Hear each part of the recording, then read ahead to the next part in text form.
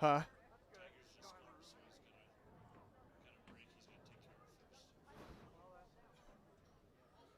Should have gone on at 35.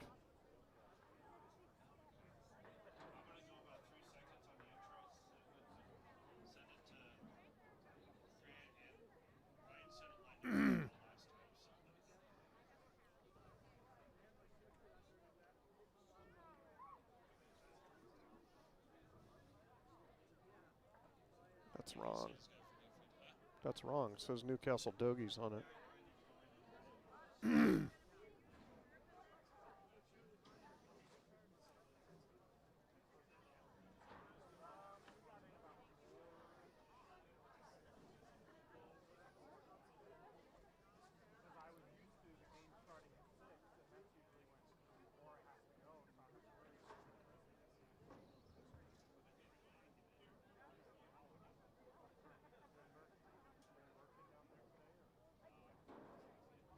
Are we going?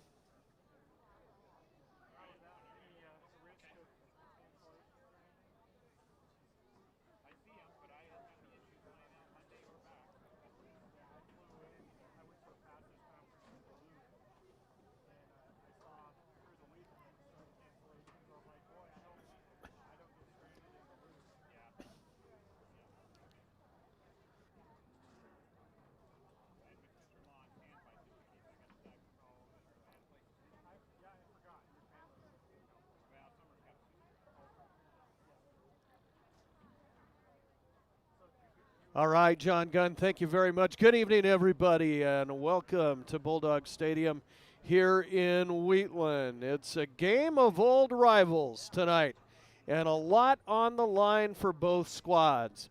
As the 5-2 Torrington Trailblazers, yes, they're winners of 5 straight, come in to take on the Wheatland Bulldogs, 5-1 overall. The Blazers 5-0 in Class 2A East. They have punched their tickets to the playoffs. Wheatland at 4-1. Still some things left to be decided there, but make no mistake about it. The winner of this ball game tonight has firm control of the East Conference and a number 1 seed. So a lot on the line here in a big game between old rivals here in Wheatland. It's a cool evening here in Platte County, as it is around the rest of the state tonight, but dry conditions, a little bit on the breezy side, but those predictions were much higher earlier in the day, so hopefully the wind doesn't affect the football flying around too much tonight. That remains to be seen, as it's supposed to go up a little bit throughout the game. Big thanks to our Blazers Sports Boosters bringing you this and every one of the Torrington Trailblazer football games throughout this regular season and heading into the playoffs as well. Much more to come here on the pregame show. We'll take a break and be back to talk with head coach Russell Steinmetz right after this. Has been serving the lending needs of farmers, ranchers, and commercial business owners of the Wyobraska area, where we've called home for over 100 years. Let us put our resources to work for you with local decision-making from a family-owned bank. Give us a call or visit us at www.wypinnbank.com. Pinnacle Bank, Torrington and Mitchell, the way banking should be. Member FDIC. If you're looking for a rotor or windshield wiper motor, yeah, you'll find it at CarQuest. Take control of car maintenance with help from Valley Motor Supply, CarQuest Auto Parts Retailer. Did you know that the average car battery lasts 5 to 7 years? Valley Motor Supply has a great selection of car batteries so you can stay on the road. Stop in at Valley Motor Supply CarQuest, your local auto parts retailer in Torrington and Lusk. Yeah, you'll find it at CarQuest. Back on the pregame show. Prior to Wheatland and Torrington on the road here in Platte County tonight, now joined by head coach Russell Steinmetz of the Torrington Trailblazers. And with the hype with this game, I suppose we don't need to talk a whole lot about last week, Russell, but 35-22 win over Newcastle. You had a chance to watch some film from that game. What did you see coming out of it, film study? No, I think the big thing was Coach Konzelman really has this team so much more physical than last year's team, than the team that we've seen on film prior. And so I will hand it to Coach Consman. He has those kids ready to play for us last Friday, and it was a great battle. So just 2 weeks to go here in the regular season, Russell, and the Wheatland Bulldogs. I suppose this has been a game that's been circled on the calendar for a while. Yes, I mean, all the way through, basically last season ended, and then they were saying, here's the 1, here's the 2. I mean, some polls would say this one, some teams would say, or some polls would say this team. And so, no, we knew this was going to come down to the very end, and so just excited to get out here tonight. And I suppose at the same time, there's a sense of not making this game too much bigger than it needs to be as far as coaching of the kids goes. Yes, and I mean, all throughout, us coaches, spectators, everybody, even the players, everybody knows the playoff implications for tonight, but I mean, none of that playoff stuff matters except for tonight's game. Yeah. Well, let's get into diagramming this one. Russell, defensively, the Blazers giving up some yardage, but not too many points. Now you got to take on one of the top quarterbacks in the state. Talk a little bit about Cade Pruitt and just what makes him so dangerous. Yeah, Cade Pruitt, great competitor. He's been started on this team this is his 3rd season as the starter for the quarterback. And so, we really need to contain him in the pocket, force him to pull up and throw the ball. I think some of the most dangerous aspects of his game is when he rolls out of the pocket and throws that ball. So we're really going to try to contain him and make him pull up instead of throwing it and instead of using his legs and running the ball. So he's got a couple of big weapons in Rody Brow and Jake Hicks. These are 2 great receivers that you got to contend with tonight. Yes, 2 great receivers. We all know what Brow did in track this last season in the 100, the 200. And then Hicks is also, main target if you look at it on paper. 30-some receptions. Hicks, not as many Brow, not as many receptions, but, go back and forth. Both, anytime they get the ball, they can go the distance. And so we need to contain those 2 players. Do you see special teams as maybe being huge in this one too, with both of those guys back there, some of the tops in the state in punt return and kick return? Yes, they're both back there. They probably have the reverse. And so with a normal week of preparation, we would talk these reverses. Our week of preparation hasn't been the best due to no school on Wednesday, but no excuses. Need to do the best we can do to contain these players. And, both can go the distance, and so need to contain these. And what we have as the special teams player is our kicker with Chase Miller. And so, kick them out of the end zone, kick them away from them. Don't let them return those.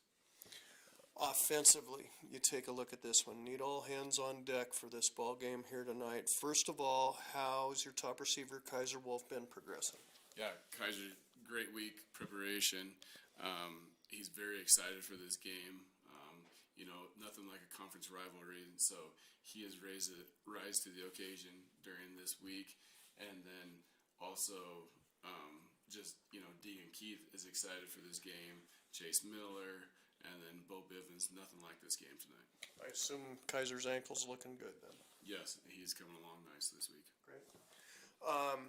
Do you feel at this point like your timing has progressed enough to have a good output tonight? We've gone through several games. I know you'd rather have some more practice time than what you missed on Wednesday, but I would think that your timing offensively should be at the top of the game. Yeah, timing offensively. We always want to put in new routes. Coach Nikolai's always seeing this on film, that on film, and so he wants to put in different routes, different pass combos, and so get that timing together with our receivers and the quarterback, are always key. And so, the week with just being different this week, really defensively, I want to throw different coverages at them.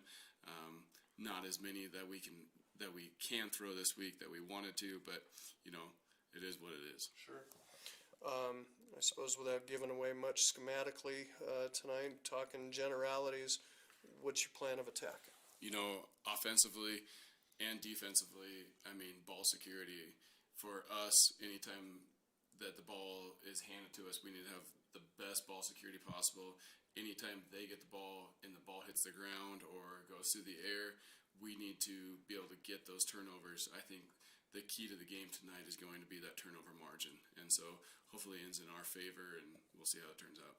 So we talked a little bit about how Kaiser's feeling. Anyone else that could be a question mark tonight? Yeah, tonight, Ryan Baker is a huge question mark. Haven't heard. He got an MRI earlier in the week on his knee.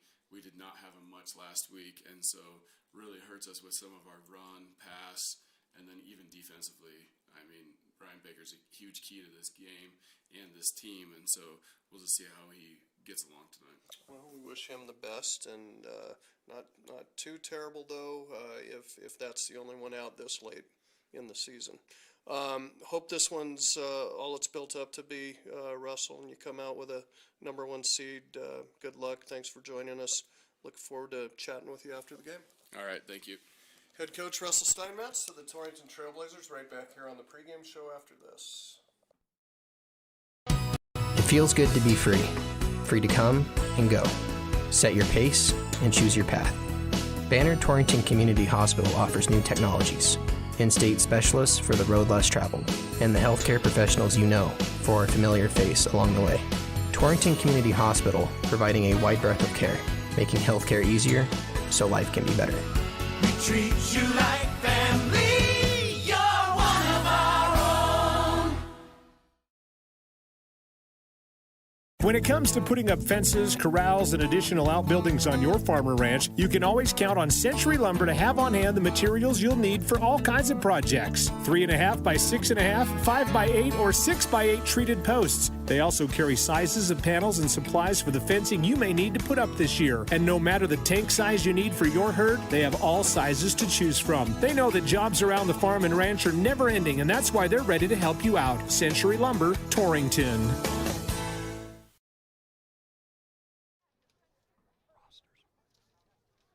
All right, welcome back to Wheatland, everybody. Getting all set for the Blazers and the Bulldogs, a big one tonight. Let's take a look at scores from across 2A around the state last weekend. It was Bighorn blanking Glenrock 26-0. Big Piney over Mountain View 27-7. Upton Sundance over Burns 21-12. Cokeville blanking Kemmer 30-0. Lovell over Pinedale 49-12. Lyman defeated Thermopolis 14-6. It was the Blazers over the Newcastle Dogies 35-22. And the Wheatland Bulldogs get past Tongue River 20-14. Class 2A East looks this way. The Blazers on top, 5-0 in conference play. Wheatland second at 4-1. Couple of teams tied for third. That's Upton Sundance and Bighorn, both at 3-2. Burns and Newcastle tied for fifth, and Tongue River in seventh at 1-4. Glenrock winless at 0-5. So, I know I had it here. Your WildPreps.com coaches and media poll goes this way for Class 2A. And this is exactly the same as it was last week. Lyman, the number 1 team. Torrington second. Lovell third. Cokeville fourth. And Wheatland fifth. Games across the state tonight. There's some big ones. Bighorn on the road taking on Tongue River. Newcastle at Burns. Upton Sundance at Glenrock. Cokeville at Big Piney, Kemmer at Lovell, Pinedale at Lyman, and Thermopolis at Mountain View. Continuing on with stats, let's take a look at how these two teams stack up against each other for this one. First of all, offensively, team rushing-wise, they're neck and neck, as they are throughout all of these statistics offensively. The Blazers 6th in the state, averaging 174.4 yards a game, 10 rushing touchdowns. Wheatland 7th at 169 yards a game, 16 rushing touchdowns.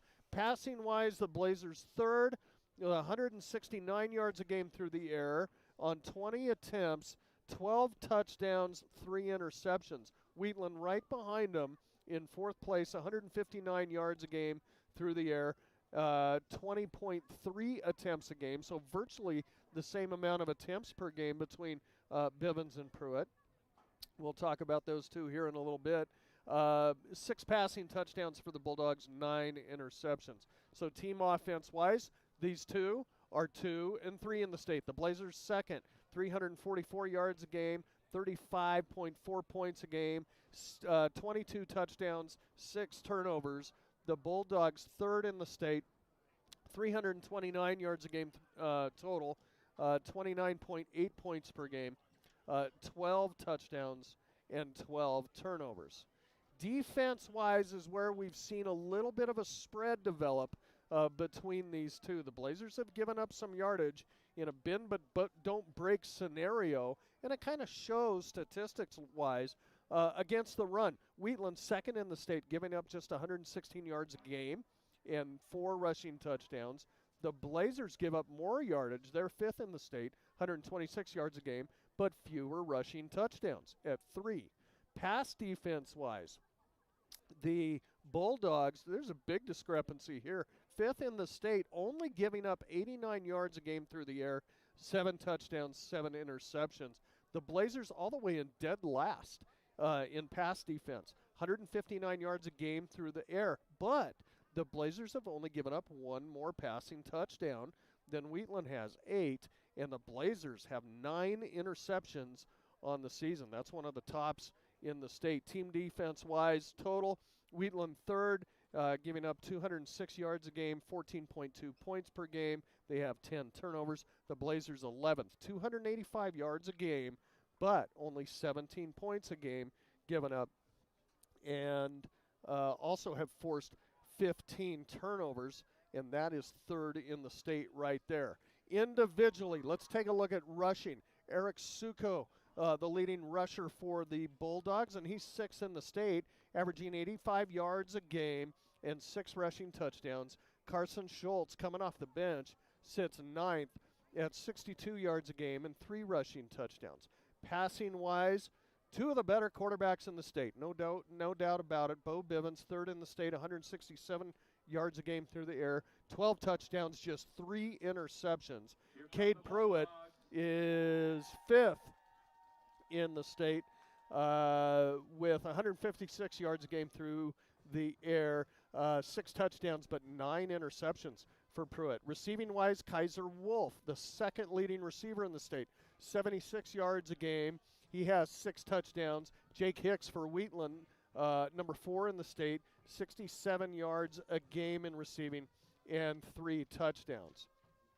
Punt return-wise, the Blazers' specialties are going to have to be on their game tonight.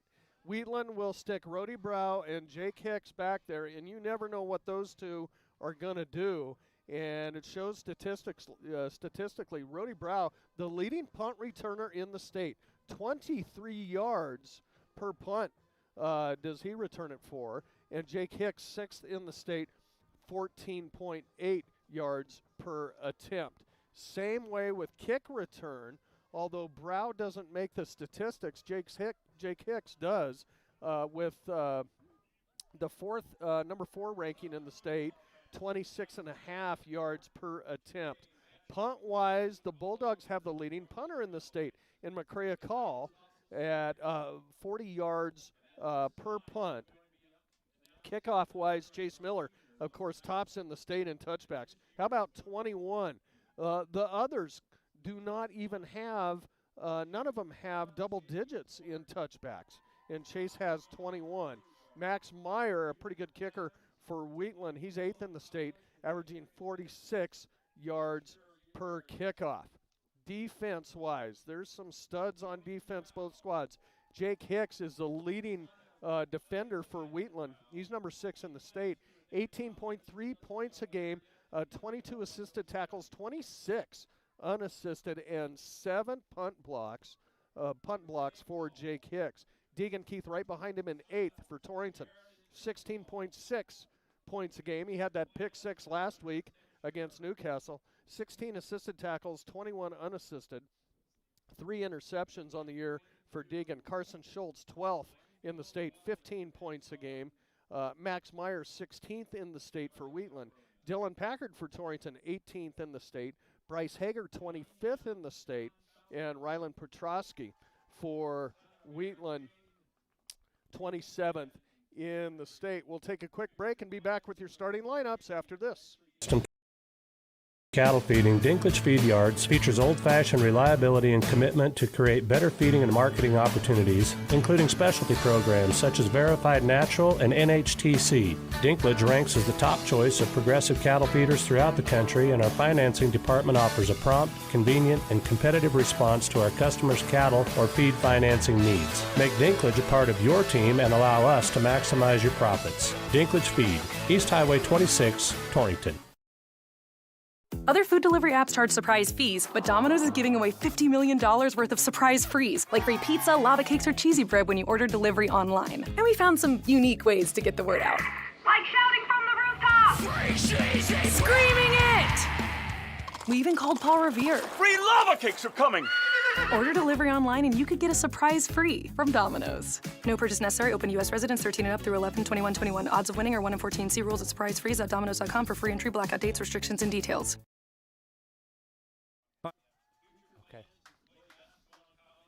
Starting lineups brought to you by Casey Essert at Empire Realty. Folks, when selling your farm or ranch, you want wide exposure, experience, and honest representation. Casey Essert at Empire Realty will do it the right way. Be confident that you're getting the highest possible price for your investment. Call Casey at Empire Realty in Torrington, 534-2222. He'll be there for you. Tell you what, Mac, both offenses are so potent. Why don't we just run through both of them here tonight, regardless of who gets the ball first?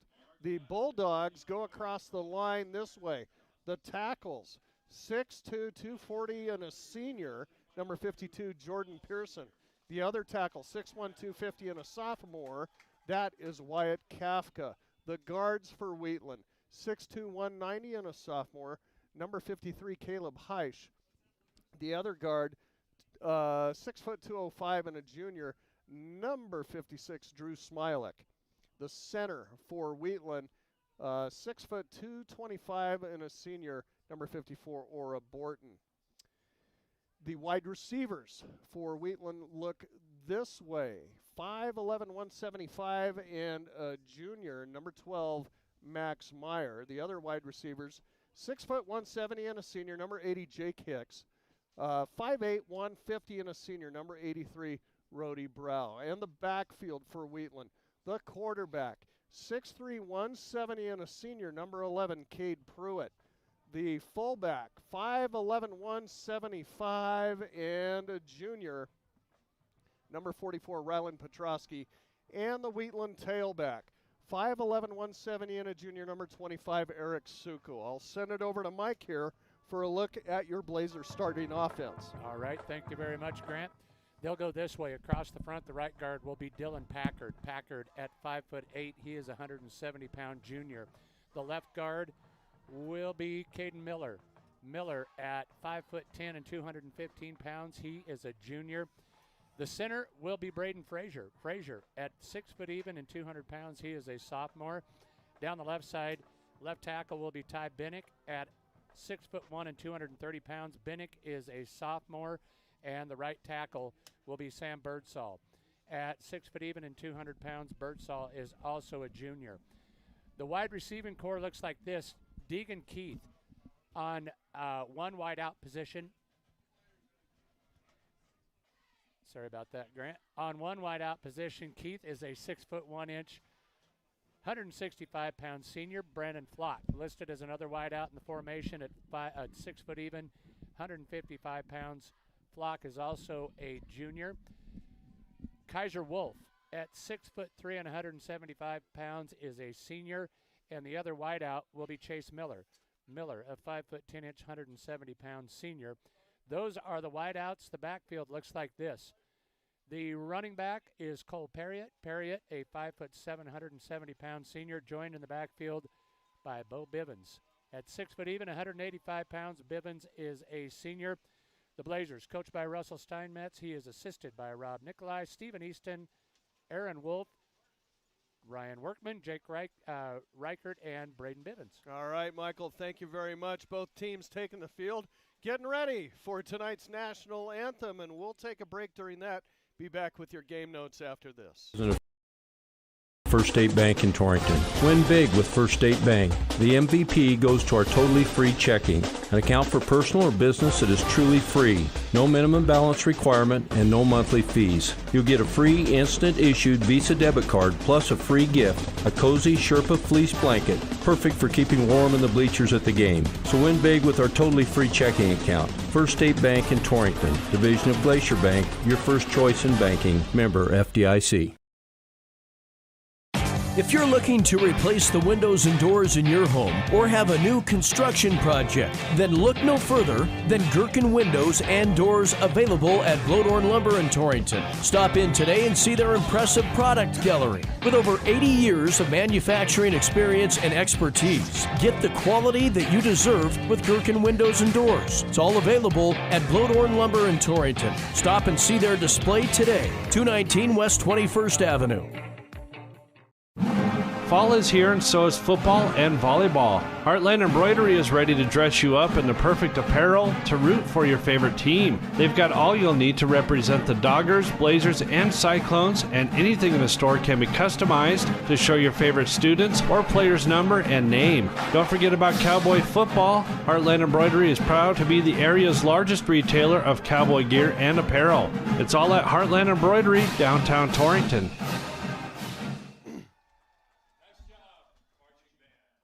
Tonight's game notes. Tonight will be the renewal of an old storied rivalry that dates back to the very beginnings of high school football in Wyoming, as the two teams first locked up in 1923. With the teams splitting conferences several years ago, there have only been a handful of games between the two this past decade. The Blazers won last year's 2A conference realignment meeting 33-6. And Torrington dominates the all-time series 76-19 with one tie, with the last Wheatland victory being 10 years ago. For the foreseeable future, this rivalry is back on a yearly basis, with both teams now entrenched as conference opponents for the next realignment. And the stakes couldn't be much higher tonight, with both squads having the possibility of gaining the number one seed from the East, which the playoff-bound Blazers can secure with a win tonight. Wheatland with a win is in the postseason. With a loss, there's still a chance the Bulldogs could miss the playoffs. After Torrington's Week 0 loss to Gearing, Wheatland notched up to number 1 in the rankings for a few weeks. The loss to Burns a couple of weeks ago dropped the Bulldogs all the way down to number 5, which is where they sit today. Defenses have been figuring out the potent attack of the Bulldogs that they started the year with, and Wheatland struggled to defeat Tongue River at home last week. The Blazers haven't exactly been themselves lately either. Dealing with injuries and illness, Torrington has been at less than full power the past few weeks, and it showed on the scoreboard. But guess what? It all doesn't matter here tonight, because in a rivalry game such as this, with so much on the line, excuses are exactly that. The Blazers should expect dual-threat quarterback Cade Pruitt to be at his best tonight, and will have to keep him contained with pressure. Torrington's offensive attack will also need to be on point, with chunks of yardage on the ground and a spot-on passing game to stretch the field. What a game this should be. The 97th meeting between the Bulldogs and the Blazers is up next on Cinch Country KGOS, AM and FM, on the World Wide Web at KGOSKERM.com, and the KGOS Sports YouTube channel for your viewing pleasure. Kickoff coming up after this. Behind every farm or ranch is a family. At J.G. Elliott Insurance Center, we treat all of our clients like family. I'm Kyle Rafferty, and we can provide insurance coverage for your farm, ranch, machinery, and livestock, and any other insurance needs you might have. The right insurance can help you protect your family, your future, and keep your operation running in any season. Let us protect what means the most to you. Give me a call or stop by my office in Torrington. J.G. Elliott Insurance Center, a Platte Valley company. Landscaping Plus on East Highway 26 in Torrington not only serves the community with a personal touch for lawn and garden designs, but they also carry and sell sprinkler parts, weed barrier, and edging for all you do-it-yourselfers out there. Once you stop in, you'll find all kinds of additional items you'll want to add to your lawn and gardens. Plus, Rob will be more than happy to discuss design ideas that you might want to incorporate into your landscaping. Just make the call to 532-6067. Landscaping Plus in Torrington.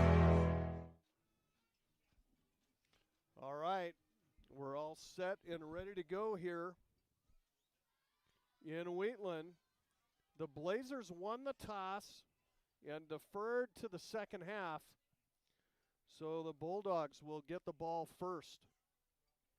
And it will be Jake Hicks and Rody Brow back deep for Wheatland. And, boy, what a big game, Mike, this needs to be for Chase Miller tonight. Yeah, huge night for him and the rest of the Blazers. What circumstances to renew this old rivalry? More than enough on the line in this one, isn't there? Oh, yeah. Miller has it teed up, ready to put the toe to this one, and here with the play-by-play call, Dr. Grant Jones. Thank you, Michael. Good to be with you once again. It's been a while. Yes. This one is going to be sent into the end zone by Miller for a touchback. If you're a Torrington fan, that's what you want to see a lot of tonight. Keep it out of the hands of the dangerous Brow and Hicks. And so Wheatland will have it 1st and 10 at their 20-yard line. I think from what I heard anyway, there's a little bit of concern on this field with the snow that came down early in the week, but it looks like a dry, fast track from up here and quite playable. So Pruitt will start out in the shotgun. The give is to Suko right up the middle, and boy, I don't know if he lost the he football. lost it, and it was picked up by Jordan Pearson and moved forward and all the way out to a first down yardage, I believe. They have it spotted on the 30, and they will move the chains. Yeah, I thought it popped up in the air, Grant, and plucked right out of the air and advanced for a first down. That's good, clean living right there, isn't it? Yeah. Wheatland will send a receiver to the near side. That's call. And the pitchbacks are going to go Suko, far side. Eric taking on a tackler, and he's banged out of bounds. Good play there by defensive end Bryce Hager. Or make it Kaiser Wolf coming up from the free safety spot. Kaiser finally healthy after the injury at Upton Sundance several weeks ago. That ankle feeling good, and that's good to see. So a pickup of about 4 on the play by Suko will bring up 2nd down and 6 for Wheatland. They'll put 3 receivers out in the pattern. And Pruitt will be in the shotgun. Blazers bring in heat. Right up the middle they go. Suko once again across the 35 out to about the 36-yard line. Stopped there by Cole Perriott, Dylan Packard combining. Nice job defensively there by the Blazers. Put Wheatland in a 3rd and call it 4. And a big play here for the Blazer D. We'll see what Coach Cody Bolander and the Wheatland Bulldogs dial up. They'll send 3 receivers out there. Pruitt back in the shotgun again. And fake the give. This time he wants to keep it himself, trying to run away from pressure. Not going to get away from Dylan Packard, and down he goes in the backfield. This will be a loss of 2 on the play by Pruitt. And it'll bring up a 4th and long situation, and the Bulldogs will be forced to punt. Great pursuit there of Pruitt on that little RPO. Pruitt probably would have been better served to have handed it off, but called his own number and was snubbed for a 2-yard loss. It's going to be Bryce Hager back to return this punt. It's booted away. A low wobbler that Hager's going to let take a hop. Initially takes a Blazer hop and then rolls Wheatland's way, and it'll be down at about the 33-yard line. So that's where Torrington will have it 1st and 10. Hey, the Kerm CWAC game of the week tonight. Ed Fulmer has that one. Southeast and Lusk. It was a good one. It was 14-8 when I came in. 20-8. Lusk over Southeast at the half. Don't forget the Wyoming Cowboys back at home tomorrow, taking on Fresno State. Big challenge for the Pokes. That'll be a noon pregame and 1:30 kickoff. Here come the Blazers lined up in the deep pistol. They're going to send Perriott in motion, And Bivens wants to throw. Initially gets away, lets it fly, and it's through the hands, incomplete to Cole Perriott here on the near side. Bivens doing a nice job of avoiding pressure there. Steps Got away two from of a cut. Yeah, but probably a pass that should have been caught out there by Perriott. Was that Hager in the backfield with? I believe it was. Yeah, I think it was. We've been seeing a little bit of that lately too. Perriott was up front in the slot in motion. Gets a little deep with all the new looks you got to throw at this time of the year at your opponent. 2nd down and 10, Torrington. Again, shotgun formation, and the give this time is to Hager. He's upended as he hits the line, and not much. Maybe a pickup of 1 on the play, depending on where they put it down. They will put it down at the 34. It'll be 3rd down and 9, Torrington. Well, you watch that Bulldog front there. They're putting 8 in the box right there, committing to stopping the run.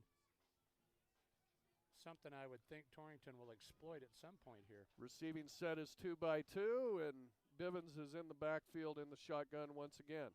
Straight drop back, has time, fires, and it's incomplete. Deegan Keith stopped, started again, and by that time he was kind of out of position to make the catch. Lucky for him, it banged off a defender, incomplete, but it'll bring up 4th and 9, and the Blazers will be forced to punt. And it will be Chase Miller doing the punting. We didn't know if they were going to have Wolf do it from earlier in the season. This one kind of down in the grass as Miller scoops it up and bangs it out of there. Going left sideline with it, and it will roll out of bounds. Good field position for Wheatland here as they'll have it 1st and 10 at their own 33. Well, again, we're scoreless in this one on the Clark & Associates scoreboard. 8:26 left here in the first quarter. Both teams trading a possession. Obvious that Torrington wants to keep the ball out of the hands of the Wheatland punt returner back there. Miller intentionally puts that one down the sideline. So, but as you mentioned, probably went out of bounds a little sooner than he would have liked.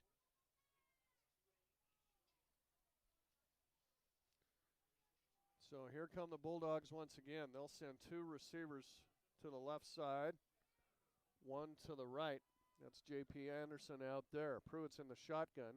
Going to bring Brow in motion, fake the jet sweep. He's going to keep it himself.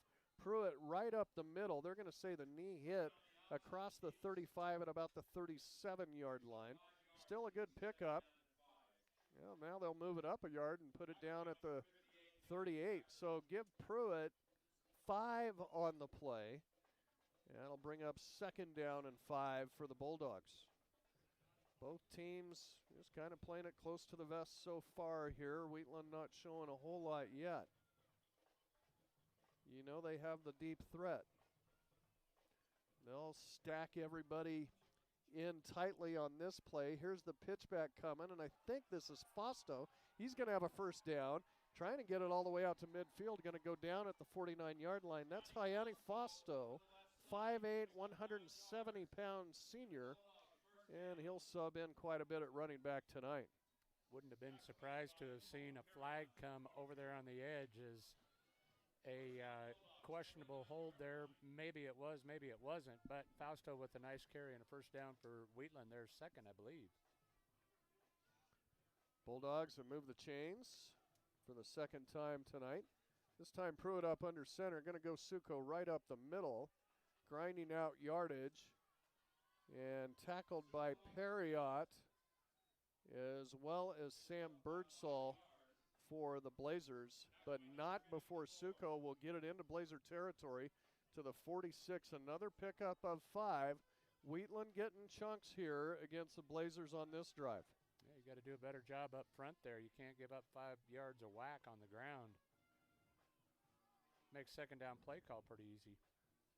Pruitt will move quickly here. He's in the shotgun, receiver to either side. Fake the give. He's going to keep it himself. Gets away from one tackler. Won't get away from Cole Perriott. Down at the 45-yard line. Good contained defense there by the Blazers. Only one on the pickup for Pruitt. It'll bring up 3rd down and 4 Wheatland, right from the 45-yard line. Nice defensive play there. It looked like Miller maybe had a crack at him in the backfield. Pruitt able to sidestep him, but Perriott cleaned it up. They'll send 2 receivers to the right side, 1 to the left. Pruitt in the shotgun with the running back on each side of him. Moved early, no call. Suko right up the middle, not much here. Tackle made Sam Birdsall as Suko will get it down to about the 43-yard line. That's going to be a short 4th down call here for Cody Bolander. 4th and about 3. And Bulldogs look like they're going for it. How big would a stop right here be? Be good field position for sure. Yes, it would. So here comes Wheatland. Splits are tight, and they'll get Torrington to jump off sides. Couple of Blazers went across. That was Trevor Schaub. Let's see.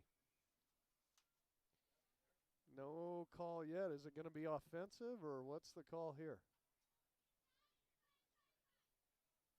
Yeah, it looks like they're going to move it forward. They're going to say no play, Mike. Really?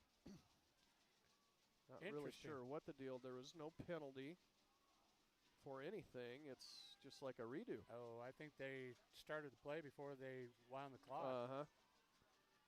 Now Wheatland quickly back up to the line. 4th and short. Pitch back. Suko has plenty of room on the far side. Going to have a 1st down easily.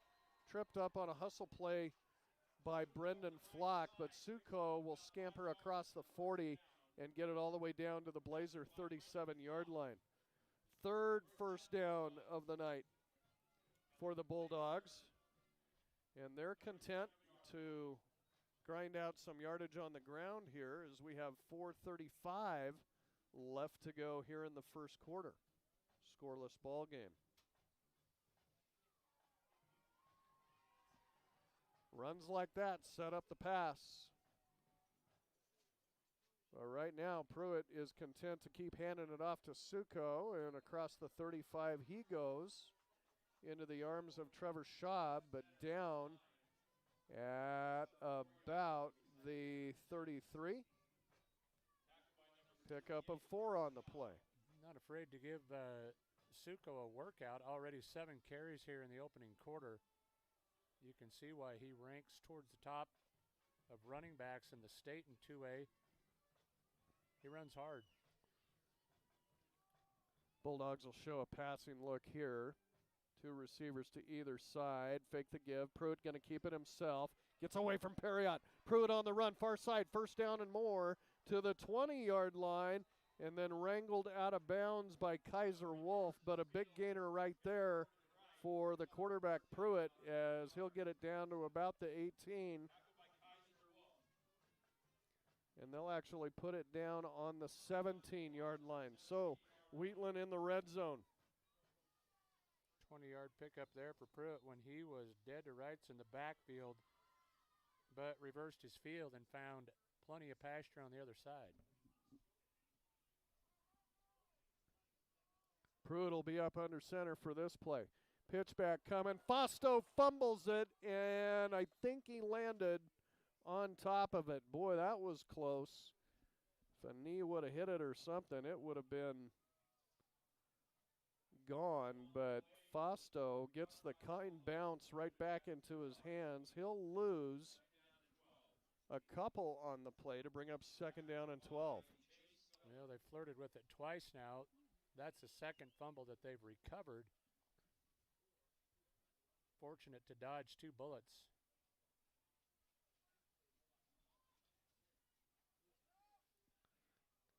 Pruitt will slip back in the shotgun. 3 receivers out in the pattern, and the give is to Suko on the delay, right up the middle. Positive yardage for Suko, down to about the 15, maybe inside the 15 to the 14. It'll be 3rd and 7 now, Wheatland. Cole Perriott with the stop there, but just a little inside trap there that frees Suko. Gets the lost yardage and then some back. 4 down territory for the Bulldogs here, you would have to think. Pruitt will be up under center. Suko the lone setback. The give is to him off left tackle. And Suko down to the 10. That's going to come up just a bit shy of a first down. It'll bring up fourth down rather, in about 3. What do you do here, Coach? What's your Wheatland kicking game like? I don't know. Doesn't look like it's much because they're going to go for it on 4th and 3. See if they try to get the Blazers to jump again. This time, well, I don't know what they did, but I think the Blazers got him. There was no stoppage of play. Everybody kind of quit on the ball. And now the officials will come in. You're going to give it to Torrington? I think they are. Both teams moved. The ball was snapped. So I think they're just saying it was a play. And the loss of 3 will give Torrington the football on the Wheatland. What are they down there? About the 12? About the 11? Yeah. So Wheatland turns it over on downs. Big drive for them, but no points out of it. Minute 20 left. Blazers starting deep in their own end. Bivens will send Miller in motion, and the give right up the middle goes nowhere. That was Perriott. And Cole didn't get back to the line of scrimmage. He's going to lose one on this play. Petrosky there to hit him first. Loses 1, so it'll bring up 2nd down and 11.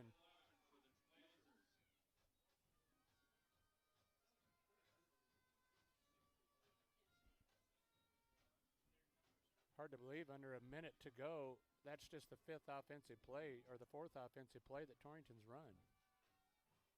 Receiving set is 2 by 2. Bivens in the shotgun, wants to throw, fires. It's caught far side. Chase Miller making a move. Chase into the clear. Miller to the 40 and pulled down at midfield. Wow. 40-yard hookup there. Just a quick little out route. They hit Miller on the bubble screen, who steps inside defenders and scampers 40 yards. And a first down. Yes, that'll stop the clock with 30 seconds to go in the quarter. Torrington moving quickly now. Here's a give. Perriott up the middle. Not much for Cole as he's tripped up by Pearson right at the line of scrimmage and falls forward for 1 into Wheatland territory, and that ought to do it. Well, no, it won't. Torrington moving quickly once again. They're going to get one more play in before this first quarter is history. And now they'll get Wheatland to jump off sides. Torrington doing a good job of staying steady. So with 3 seconds to go in the quarter, Torrington gains 5 by way of penalty. First penalty of the game here.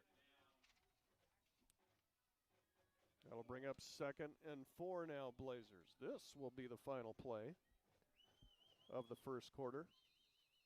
And they'll let it expire. He'll send trips to the right side, and yep, as Michael said, that'll do it for quarter number 1. A quick one to start things out with here on the ground.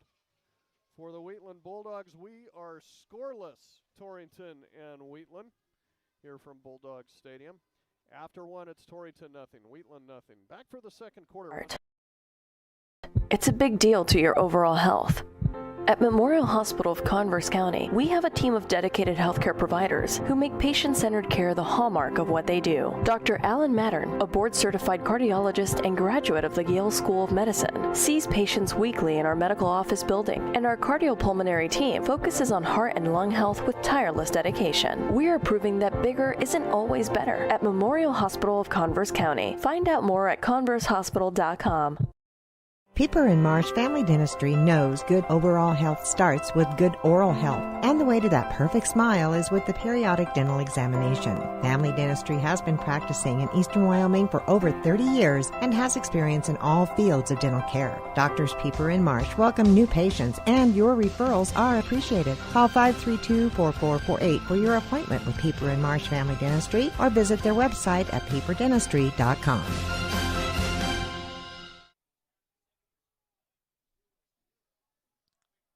right, ready to start the second. Blazers on a drive here. 2nd down and 4. Bivens is in the shotgun. Same formation, trips right.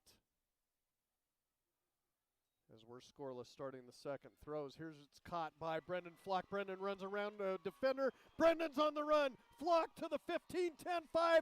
Touchdown, Blazers. There are no flags. 44 yards, hit Flock just on a quick little seam route, and Flock did the rest. 44 yards, he scampers into the end zone for a Blazer touchdown. That's the way to start the second period right there. Great play design. They found a seam in that zone, Mike, and Flock did the rest. All he had to do was run around one defender, and he was gone. And Torrington starts off the scoring in this huge ball game. Winner pretty much guaranteed of home field. And this point after by Miller will be blown dead.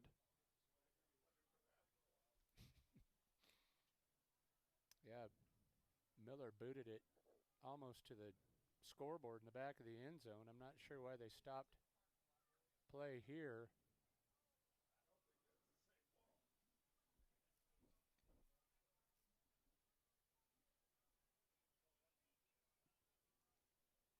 Well, somebody either ran after it or we got us a replacement. Ooh. So Wheatland's offside, so half the distance. Now do you go for 2? Torrington's done that before. I think the last time they did, you were doing the game with Bighorn, and they elect not to this time. Going to send Miller back out there, and Chase gets under this one and puts it through. And so Torrington strikes first with 11:49 left here. Just starting the second quarter from Wheatland. It's 7-0 Blazers, back in 30.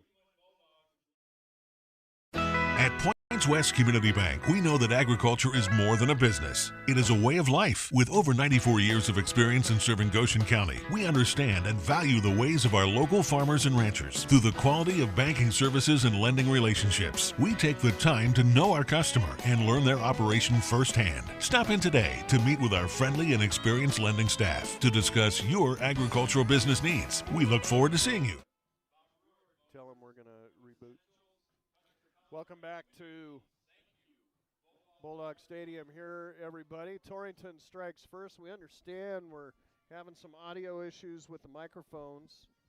Once we get a chance to, may not be until halftime, but John, just pot us up as much as you can back at the studios. We'll try a reboot with the tie line when we get a chance to do so. We're about maxed out here on what we can do microphone-wise.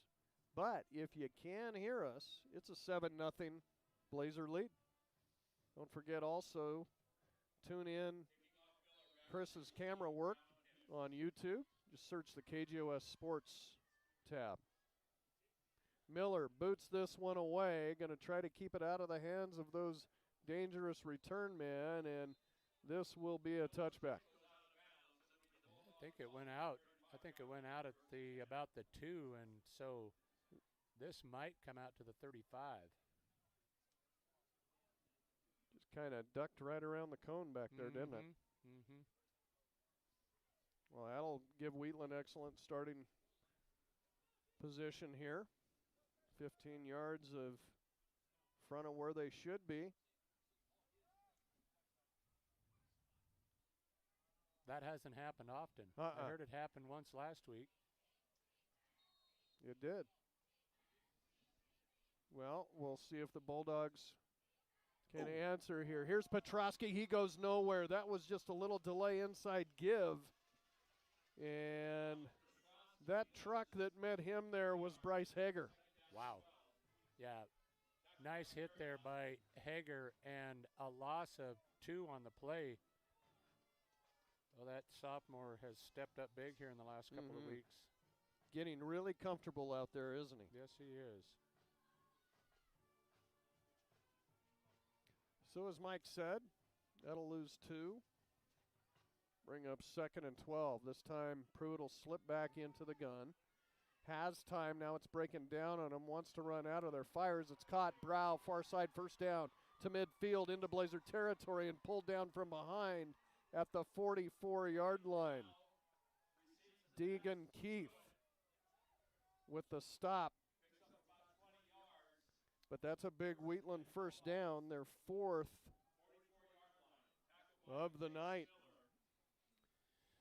Yeah, Brow showing a little bit that what we've seen from the other side of the football in Torrington. Good speed after the catch and yards after the catch. 22 on that one and a first.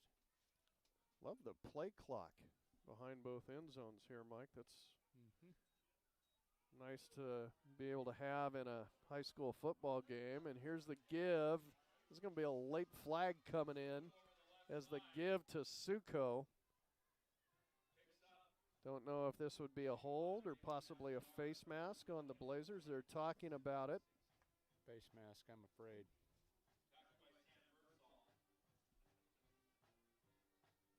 Russell Steinmetz way out on the field on the far side, wants an explanation. It is a personal foul, face mask against Torrington. So a big one on the Blazers. And this is going to give Wheatland excellent field position. All the way inside the 30 down to the 29.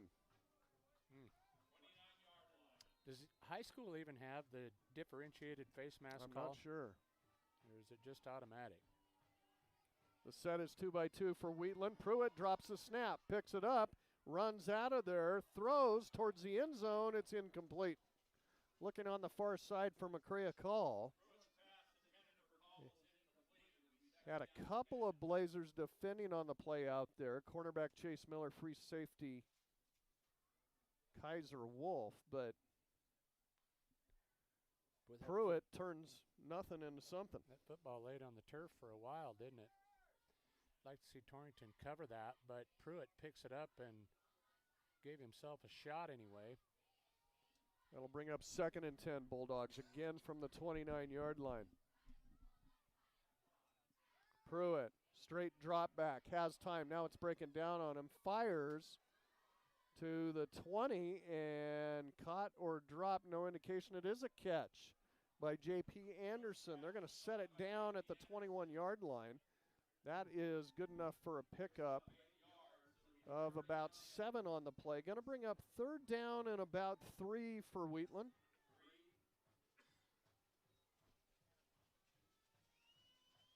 Keeping an eye on the clock, 9:51 here in the second quarter. Again, a 7-0 ball game in favor of the Blazers. Here's the give, Suko up the middle. Suko close to a first down, is going to have it as he's pushed from behind.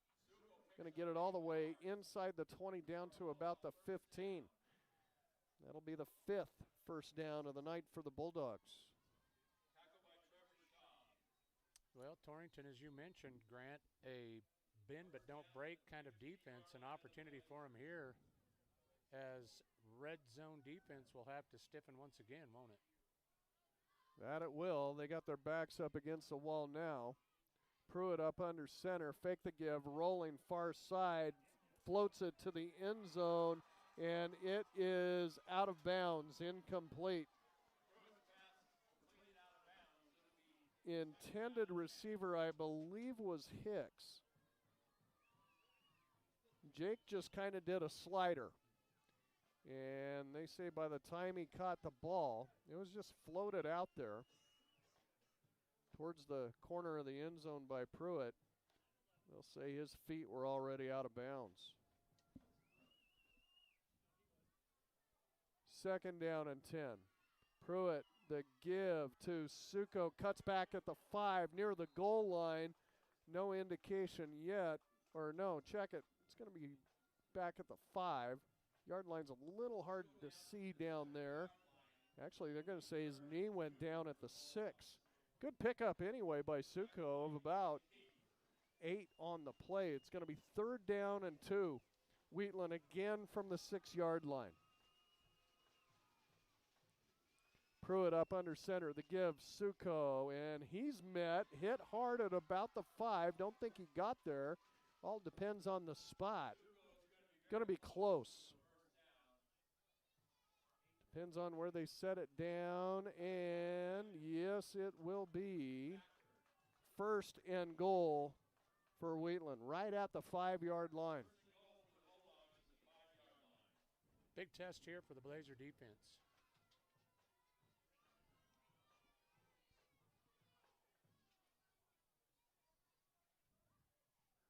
Pruitt up under center. Here's the give. Suko towards the end zone, spins. Going to come up just a bit shy. To be down at about the 2. That's a pickup of 3 on the play by Suko. And Hager makes the stop. Wheatland quickly back up there. Pruitt, the give. Suko once again. This time he goes nowhere. Kaiser Wolf hog-tied him from behind, threw him backwards. And they'll just get it back to the line of scrimmage. 3rd down and goal. Wheatland going to try it again. Going quickly. Blazer D stacking him up. Pitch back coming this side. This time Suko, and he's into the end zone. Touchdown, Wheatland. That little pitch sweep again that Suko got to the edge.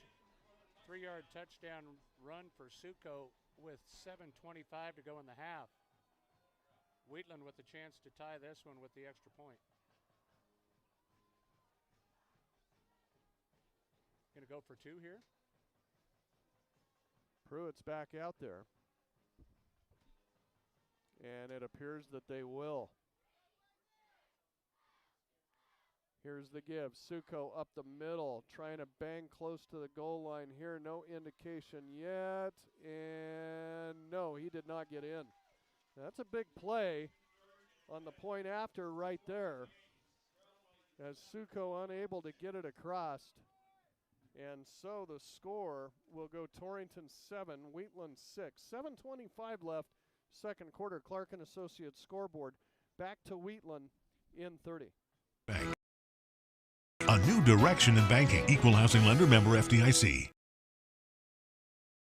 Introducing Dr. Matthew Fournier, who is joining Premier Bone & Joint Center's team of physicians. Dr. Fournier is a fellowship-trained orthopedic surgeon specializing in sports medicine, including traumatic and degenerative conditions of the shoulder, hip, and knee. Dr. Fournier obtained his medical degree from the University of Washington through the WWAMI Medical Program. He furthered his education with a fellowship at the Lake Tahoe Orthopedic Institute. Dr. Fournier was born and raised in Cheyenne and is a proud Wyoming cowboy. Call today to schedule an appointment and visit us online at premierboneandjoint.com. Premier Bone & Joint Centers, worthy of Wyoming.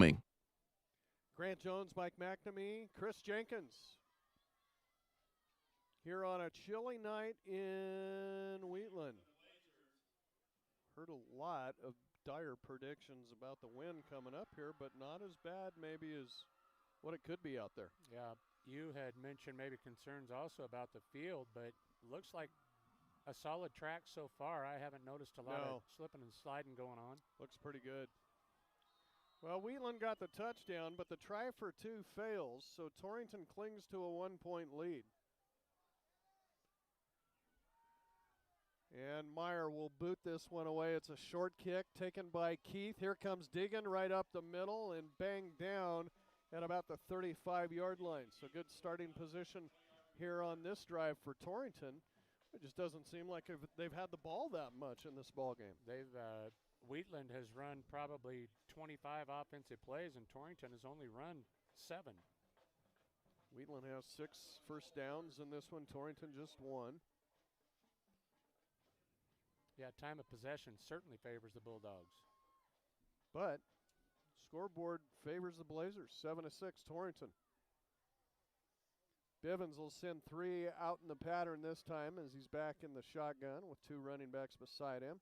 Fires, it's caught, Wolf, and Kaiser needs to secure the ball there, had it out like a loaf of bread, caught it, but gets it out to about the 41. That's good enough for a pickup of 6 on the play. Bivens to Wolf, combination that we've loved to see in the last couple of years. Everybody in the place, though, if you're cheering on the Blazers, you're telling Kaiser Wolf to secure that football. He had it out there for the taking, didn't he? Yeah, he did. 2 to the right, 1 to the left for Torrington. Offset pistol. And the give is to Hager. And down goes Bryce. slicing through was Smilek getting through there. That's what you call an unceremonious slam to the turf there. Loses a yard on the play. 3rd down and 5, Torrington. Clock moving, 6:20. Torrington 4 rushes for a total of 1 net yard. Receiver set is 2-by-1. Power pistol, and the snap goes right to Deegan Keith. Nice little pitch back. Bryce Hager does not fool the Bulldogs, though, as down goes Bryce at the line of scrimmage, the 45-yard line. That was a good defensive play there because that had some angles to it, and the direct snap first to Keith and then the pitch to Hager, not fooling anybody in blue and gold. Torrington's going to be forced to give this football away here as Miller will stand inside his 30. Bangs this one out of there. It's a high wobbler, and Wheatland's going to let it bounce. It'll roll dead. Good coverage down there by Jacob Durant, and he'll down it inside the 25-yard line to the 23. But Wheatland has the ball back. Don't forget Tim Hurst and the high school football scoreboard show, Friday night style. Coming up 10:05 tonight. Turn your radios over to 98.3 Kerm FM. You can still listen to that on the FM tab on the website, KGOS, KERM.com. Tim will go through all of the scores from across the state tonight. One more regular season week left. It's gone quickly. Fake the give. Here's Pruitt on the run. Pruitt out to a 1st down and slips out of bounds across the 35 out to about the 37-yard line. That's been a I think Wheatland kind of victimized Torrington waiting for the run game there, and a great play fake by Pruitt. Kept it himself. Nice 7th game. 1st down for Wheatland. They'll put it back on the 36.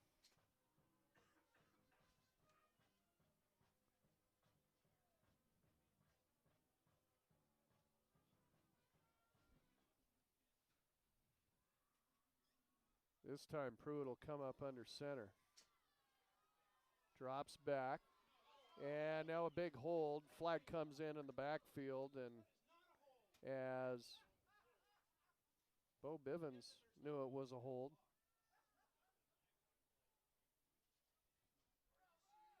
So, spot of the foul, they're going to say was about the 31-yard line. I'll march it back from the 32, 10 yards. If you're a Wheatland fan, you can understand a little bit of frustration there. It was out there blocking, I believe, was McCray Call. Obviously a fine line between a great block and what was called a hold. So the official saw it as a hold. So that puts Wheatland, from the spot of the foul, what, 22, 23 plus here, Grant? Maybe closer to 25.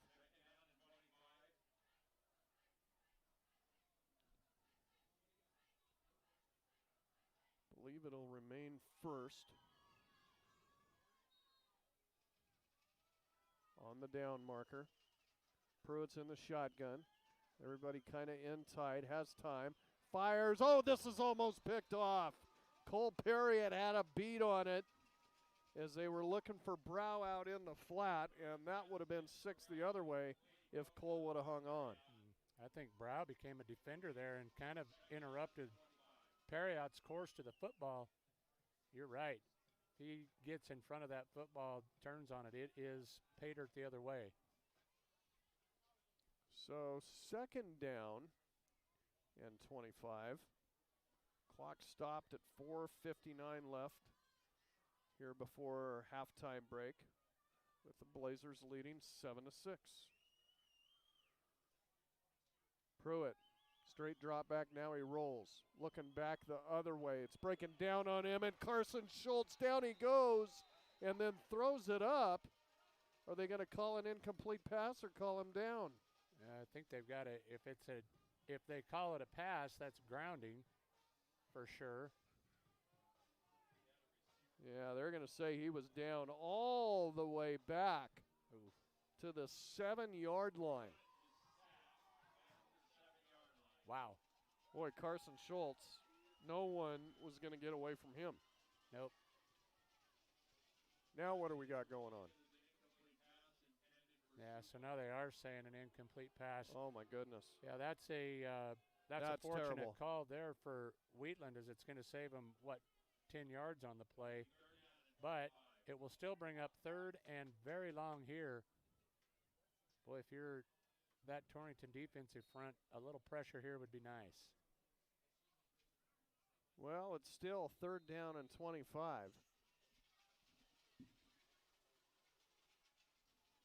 I think we're going to have a timeout, Mike.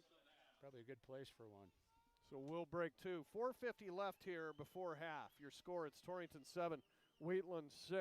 And we're right back to Bulldog Stadium in Torrington Beverage is now hiring a driver route salesman. You must be able to lift 40-plus pounds, and a CDL is required. They will help the right person get this test done. You must also be at least 21 years old. Hours will be Monday through Friday and some Saturdays, but you will be home every night. Come out to Torrington Beverage at 4394 McKenna Road A for an application. Office hours are from 8 to noon and 1 to 5. No phone calls, please. Again, apply today at Torrington Beverage. back to Wheatland High School, everybody. Been a close one, just like we expected, with the Blazers clinging to a 1-point lead here, 7-6. As Pruitt, fortunate to get that incompletion call, will bring up 3rd down and 25. Not that they can't get this.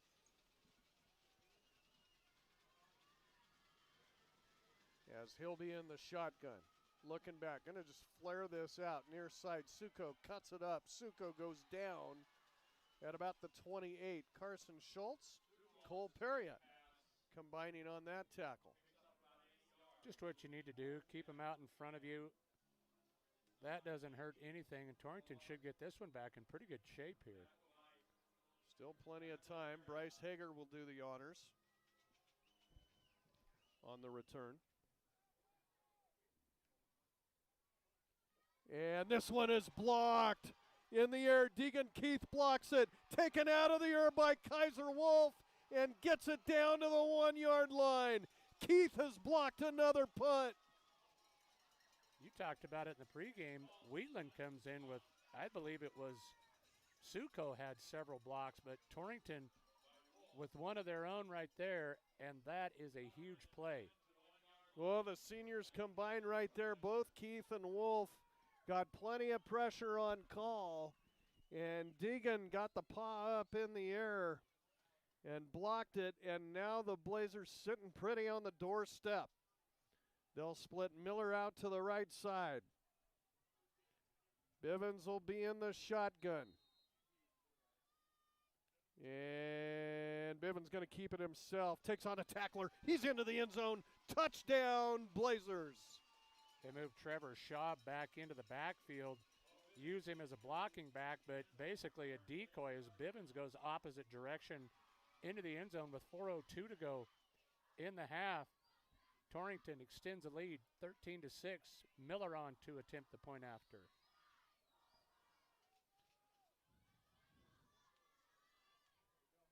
Well, Coach Steinmetz said it. This type is a type of game that can come down to a turnover or a special teams deal there, and that was it for Torrington. Miller boots it through. And so with 4:02 left before half, it's Torrington 14, Wheatland 6, and we're back to Bulldog Stadium in 30.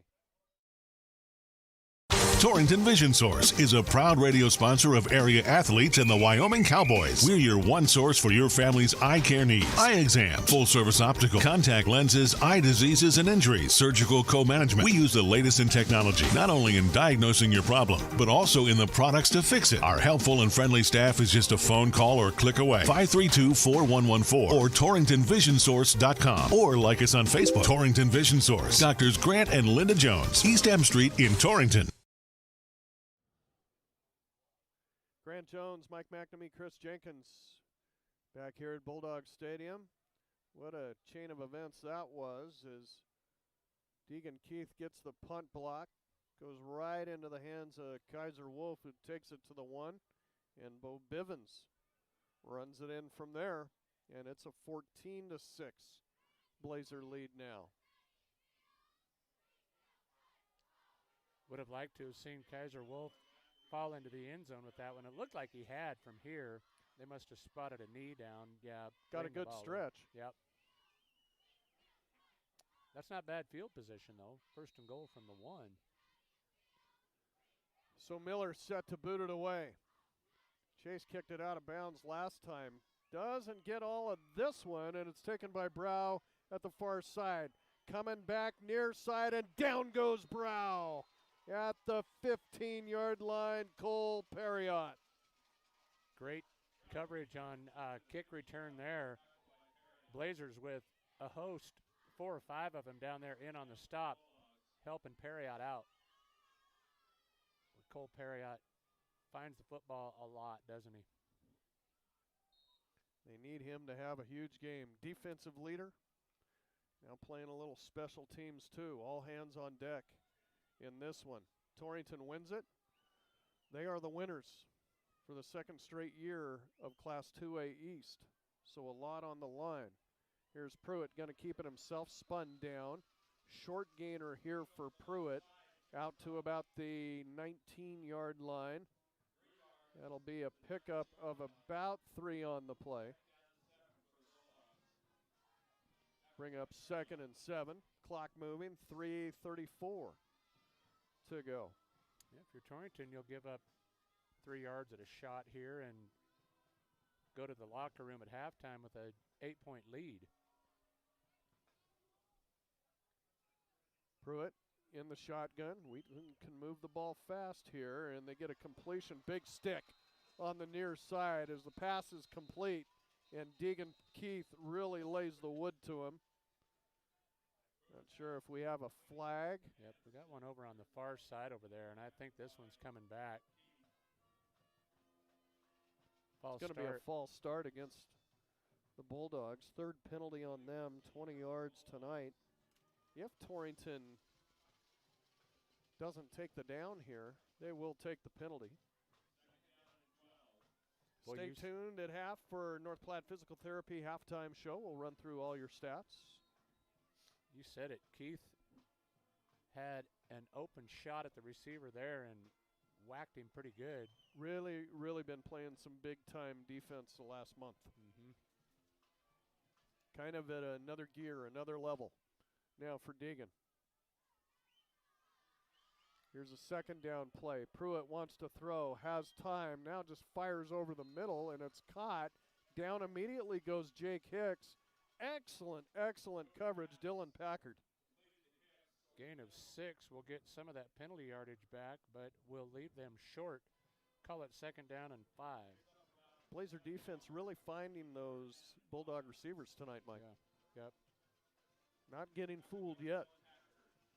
They send a lot of them out there in a lot of different directions, but has not surprised the Blazers tonight. Here's a big 3rd down play. 3rd down and a long 5. Pruitt rolling near side, looking down the field, fires, it's caught, 1st down. Banged out of bounds by Kaiser Wolf, goes J.P. Anderson. Well, just as we say that they're doing a good job of finding those receivers. Too much time for Pruitt back there. A gain of 22 and a fresh set of downs.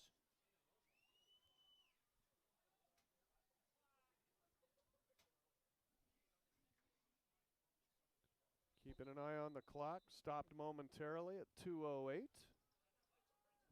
And it'll be the Blazers calling a timeout now. That's their first one of the half. Give them a little breather on defense here. So big first down by the Bulldogs. They are nearing midfield. 2:08 left. Your score, it's Torrington 14, Wheatland 6. And we're back in 30 seconds. Car, truck, or SUV you no longer want or need? This is Al Maloney, General Manager at Transwest Ford of Torrington. We are paying top dollar for used cars, trucks, vans, and SUVs. Inventories are tight and we need your car. That means your used vehicle will never be worth more. Visit twford.com or stop by the store for a free, no obligation appraisal. Transwest Ford of Torrington, 1209 East M Street, 307-532-2114. You shop the rest, now buy from the best at the new Transwest Ford of Torrington.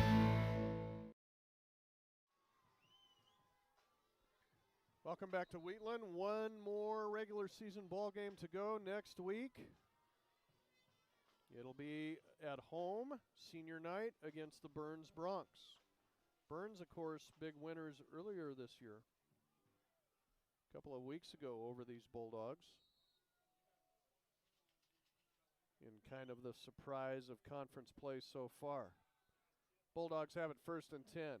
Pruitt rolls left, fires over the middle, and it is incomplete, I believe, yes. Looked like Hicks had a shot at it there. He was well defended by Blazers. Must have not ever had it because it came squirting out after a couple of rolls on the ground. It's a ball that you would like to see kind of hang like that, get picked off down there. We've seen Keith do it. I'll bet if it happens again, he'll take a shot at it. Either he or Kaiser Wolf will. Bulldogs will send trips to the left side. Pruitt's in the shotgun, straight drop back, firing out to Hicks. Hicks has got it, and down he goes. Trevor Schaub all the way out there to get him. Positive yardage on the play by Hicks out to the 49. That's a pickup of 5. First Blazer defender had a shot to stop Hicks for no gain, but Hicks steps inside of that would-be tackle and advances it for 5-yard gain. Little comebacker route there. Set it's 2-by-2, and Pruitt in the gun, straight drop back, almost dropped the football, falls on it. And that was Bo Bivens slicing through from his defensive end position to jar the ball loose from Pruitt. And Wheatland has recovered their 3rd own fumble of the game. And a timeout taken. That'll stop the clock. Minute 12 left before half, and we once again will break. It's Torrington 14, Wheatland 6, and we're back to Bulldog Stadium in 30.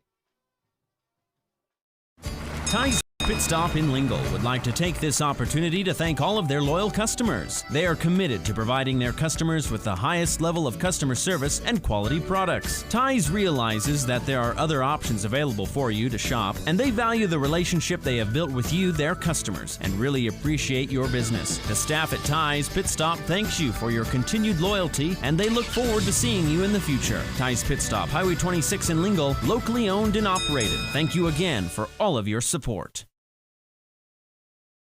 There. Welcome back to Wheatland, everybody. And so, Torrington with a 14-6 lead. Basically, the way this works is the Bulldogs, should they come back and win this ball game, still not assured of that home field throughout the playoffs. They would have to beat Newcastle, and I believe that is in Newcastle. Well, and if Torrington wins next week at home, you've got to, and Wheatland, well, too many scenarios to try and, I think everybody gets where that one was going. You could end up with a 3-way tie very, very easily. Blazers win this ball game, and it's over.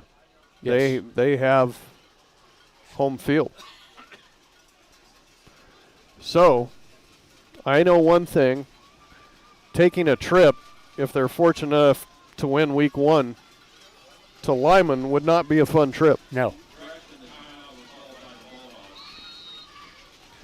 Bulldogs will send trips to the right side. Single receiver left.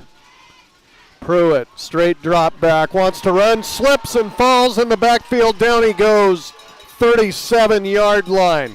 Wow. That's a huge defensive play there, and now Torrington is on an extremely short field. I think Pruitt tripped up on one of his own guys. I think he tangled feet with one of his linemen. I believe you're right. Now Torrington in business. Put 10 yards on this, and they're in Chase Miller range. So the Bulldogs, second time tonight, turning the ball over on downs. They're going to get Schaub off of the field, and this is going to be blown dead. Had to burn the timeout to save the penalty. Yep, when that was a good use of a timeout, no doubt about it.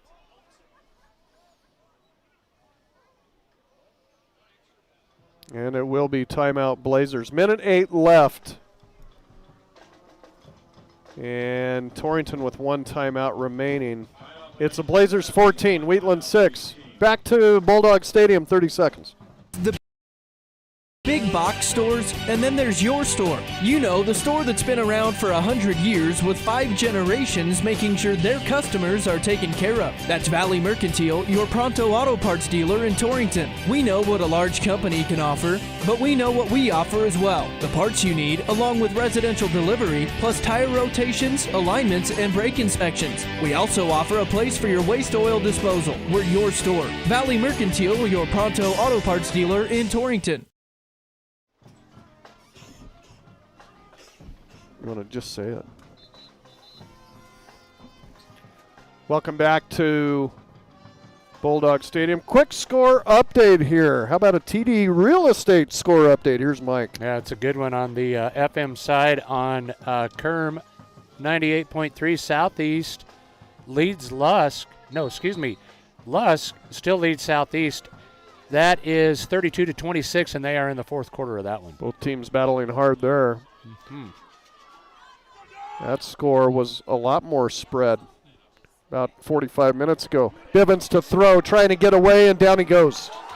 Now, was he down as Perriott hops on it? The official got ran over, and they're going to say that was a live ball all the way back in Blazer territory at the 46-yard line. Yeah, I think that's the right call, too. Cole Perriott does a nice job of covering that one, and Torrington takes a page out of the Wheatland playbook, covering their own fumble. That could have been a disaster. I'd still be talking about that. Boy, that was Bo was awfully close to being down, I thought, as he fell backwards. But regardless, it's a big loss. 2nd and 25. Bivens, good snap to him, straight drop back. It's caught, far side. Wolf turns at midfield, down in Wheatland territory at the 48-yard line. That'll stop no, it won't stop the clock. I'm not sure why the clock is stopped. Oh, timeout. Timeout Blazers or Bulldogs here? No, Wheatland taking the timeout. They're going to try to get the ball back. So that's the final timeout for Wheatland. Again, 40 seconds left. 14-6 Blazers. It's a timeout fest here at the end of the first half. We'll be back in 30. People bank with people. At Platte Valley Bank, not only do we provide a wide array of financial services, we also provide leadership and volunteer time to support many community activities. We give our time, talent, and resources to help local organizations that have an impact on our friends and neighbors. Building long-term relationships with our customers and a strong commitment to our community is the way we do business. Platte Valley Bank, member FDIC.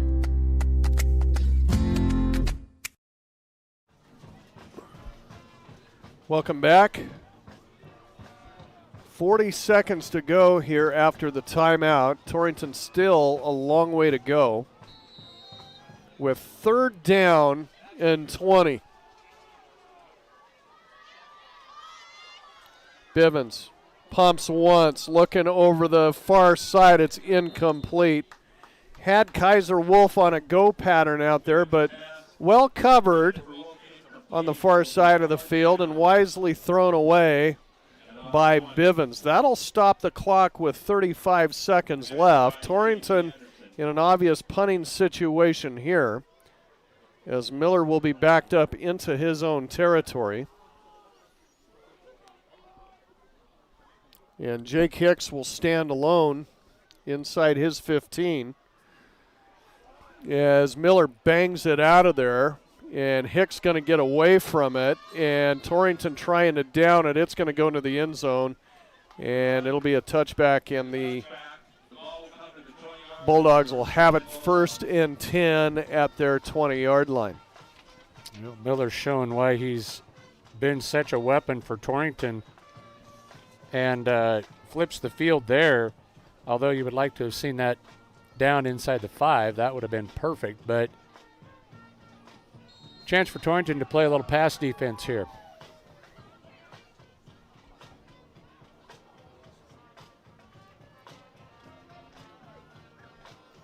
So the Wheatland set is 2-by-2. And Pruitt will be in the shotgun. 1st and 10 for the Bulldogs at their 20. Little flare out near side. It's caught. Suko hurdles over one would-be tackler. Out of bounds. It'll be a 1st down, Bulldogs at the 31. Nice job by Suko jumping over Deegan Keith there. Gain of 11 and another 1st down.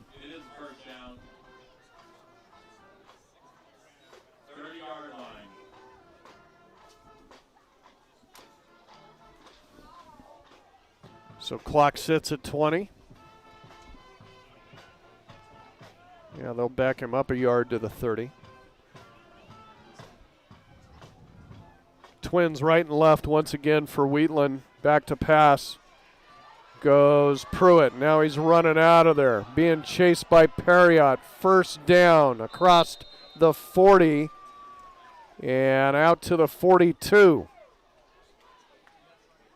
Kept him in bounds, I think. So after the gain of 12, they should wind the clock, I would think. Wheatland unable to stop it. It's moving now. 8 seconds, 7. They're going to try to get one more off here. Everybody set, ready to go. Snap back, and Pruitt will just throw it into the ground, but time had expired. Had nothing going on down the field. So we have reached halftime here at Bulldog Stadium. Your halftime score, it's Torrington 14 and Wheatland 6. Let's take a 2-minute timeout. We'll be back to run through stats. Running a successful operation these days requires having reliable service and quality products. That's why you know you can trust the knowledgeable people at Westco to provide you sound agronomic advice, aerial application, bulk fuel, lubricants, propane, tires, and other essentials to keep your operation running smoothly. Our priority is helping you succeed. Call or visit your nearest Westco location today. Westco. Service, solutions, success. Westco's your best value through and through. Yo, Jake, what's up? Okay, Mom, on my way. Hey, girl, can you share your math notes? Whoa, that was close. When you get behind the wheel, give your phone to a passenger. Put it in the glove compartment. Just don't text and drive. The suspense won't kill you. Texting might.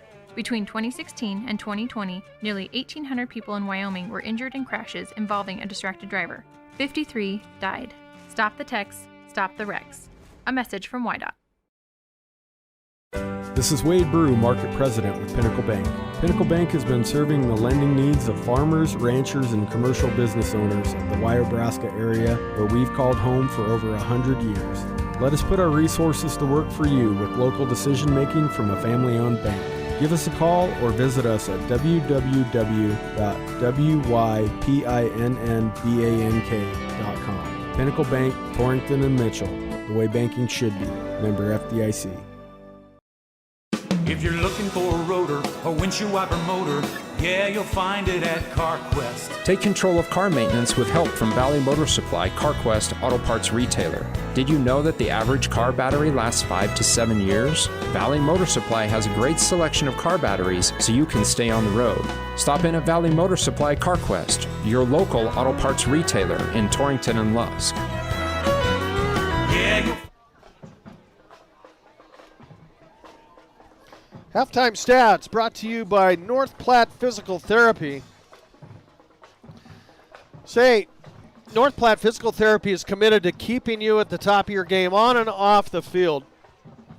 Marty and her crew are on the ball and ready to help you figure out what ails you and how to get you back to your best. Stop by at 1301 East M Street or call them 532-5355. North Platte Physical Therapy, providing quality professional care with a family-friendly atmosphere and always flexibility. Well, you just get the feeling so far in this one that both teams kind of playing it a little bit close to the vest, and we'll see how that changes in the second half.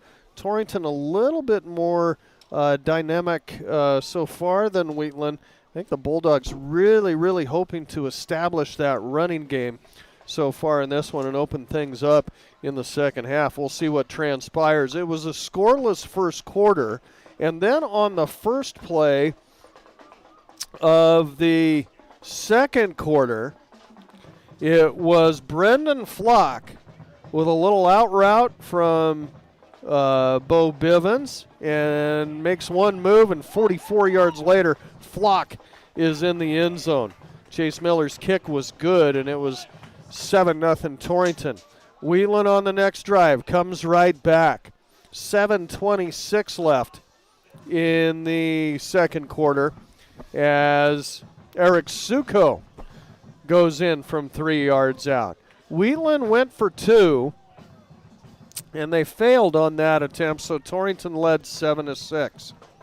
Wheatland got the ball back once again, punted deep out of their own end, and it was Deegan Keith getting through for the big punt block. Kaiser Wolf snagged it out of the air, stretched towards the end zone, and couldn't quite reach it across, but the Blazers had it on the doorstep, and with 4:02 left, second quarter, it was Bo Bivens taking it across from 1 yard out. Chase Miller's kick was good, and that's our halftime score, 14-6. Look at this discrepancy as far as first downs go. Wheatland with 9 first downs in the first half, Torrington with 1.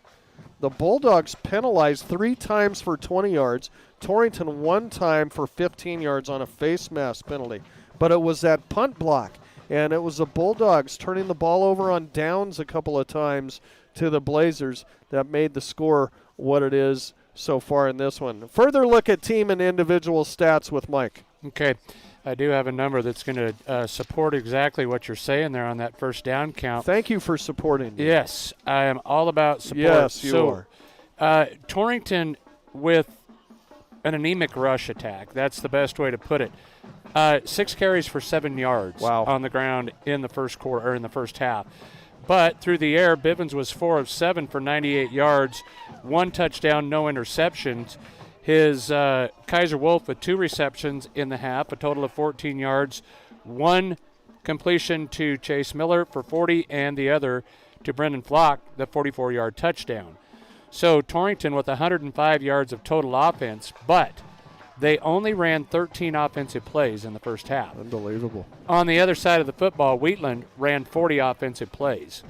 On the ground, Wheatland 27 carries for 109. Their leading ball carrier is Suko, 16 carries for 60 yards for him. Pruitt with 9 carries for 41 yards. And Fosto with 2 carries for 8 yards. Through the air, Pruitt was 7 of 13 for 79 yards. No touchdowns, no interceptions.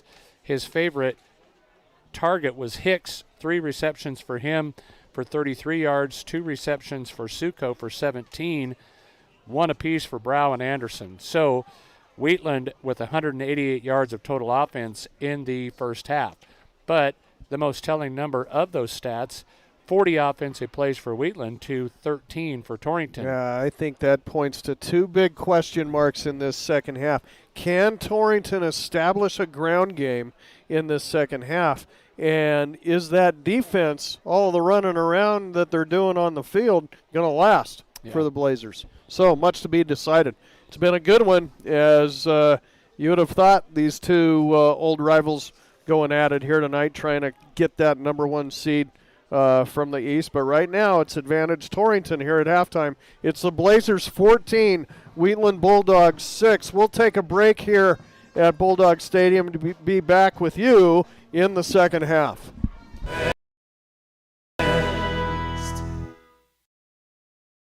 It feels good to be free. Free to come and go. Set your pace and choose your path. Banner Torrington Community Hospital offers new technologies, in-state specialists for the road less traveled, and the healthcare professionals you know for a familiar face along the way. Torrington Community Hospital, providing a wide breadth of care, making healthcare easier so life can be better. We treat you like family. You're one of our own. When it comes to putting up fences, corrals, and additional outbuildings on your farm or ranch, you can always count on Century Lumber to have on hand the materials you'll need for all kinds of projects. 3.5 by 6.5, 5 by 8, or 6 by 8 treated posts. They also carry sizes of panels and supplies for the fencing you may need to put up this year. And no matter the tank size you need for your herd, they have all sizes to choose from. They know that jobs around the farm and ranch are never ending, and that's why they're ready to help you out. Century Lumber, Torrington. Specializing in custom cattle feeding, Dinklage Feed Yards features old-fashioned reliability and commitment to create better feeding and marketing opportunities, including specialty programs such as Verified Natural and NHTC. Dinklage ranks as the top choice of progressive cattle feeders throughout the country, and our financing department offers a prompt, convenient, and competitive response to our customers' cattle or feed financing needs. Make Dinklage a part of your team and allow us to maximize your profits. Dinklage Feed, East Highway 26, Torrington. Welcome back to Bulldog Stadium. Mike McNamee, Grant Jones, and Chris Jenkins. Glad to have you with us. Going to give you a scoreboard update, and the scoreboard updates are brought to you by TD Real Estate. TD Real Estate needs rentals. Do you have a rental that you're tired of taking care of? Let TD Real Estate do it for you. Or do you want to move but don't want to sell? Let TD Real Estate manage your property for you. You can call Ronnie at 307-401-1048. Your number one property management company. TD Real Estate sponsors our scoreboard update. This is just a prelude to what Tim Hurst will give you at 10:05 on the Friday night scoreboard show. But scores from yesterday: Star Valley, number 3 in 3A, takes down Evanston 40-6, the final in that one. And the number one team in 2A, Lyman, blows out Pinedale 58-6, the final in that one. Scores from tonight. Going through the 4A update here first. Rock Springs easily over Cheyenne Central, 42-18. Number 4 Cheyenne East leads Kelly Walsh 26-0. That one is in the second quarter. It's Laramie 35, Cheyenne South 19. In the second quarter from Sheridan, number 2 Sheridan leads Campbell County 17-7. And also in the second quarter, number 5 Natrona leads number 3 Thunder Basin 14-0. 3A scores of interest here. Number 2 Jackson defeated number 4 Powell 21-17. That must have included a late touchdown from Jackson because they actually trailed in that game late.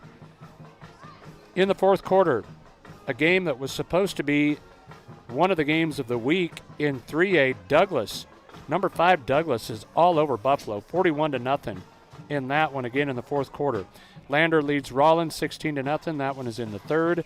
Number 1 Cody leads Green River 19-0. That one in the third as well.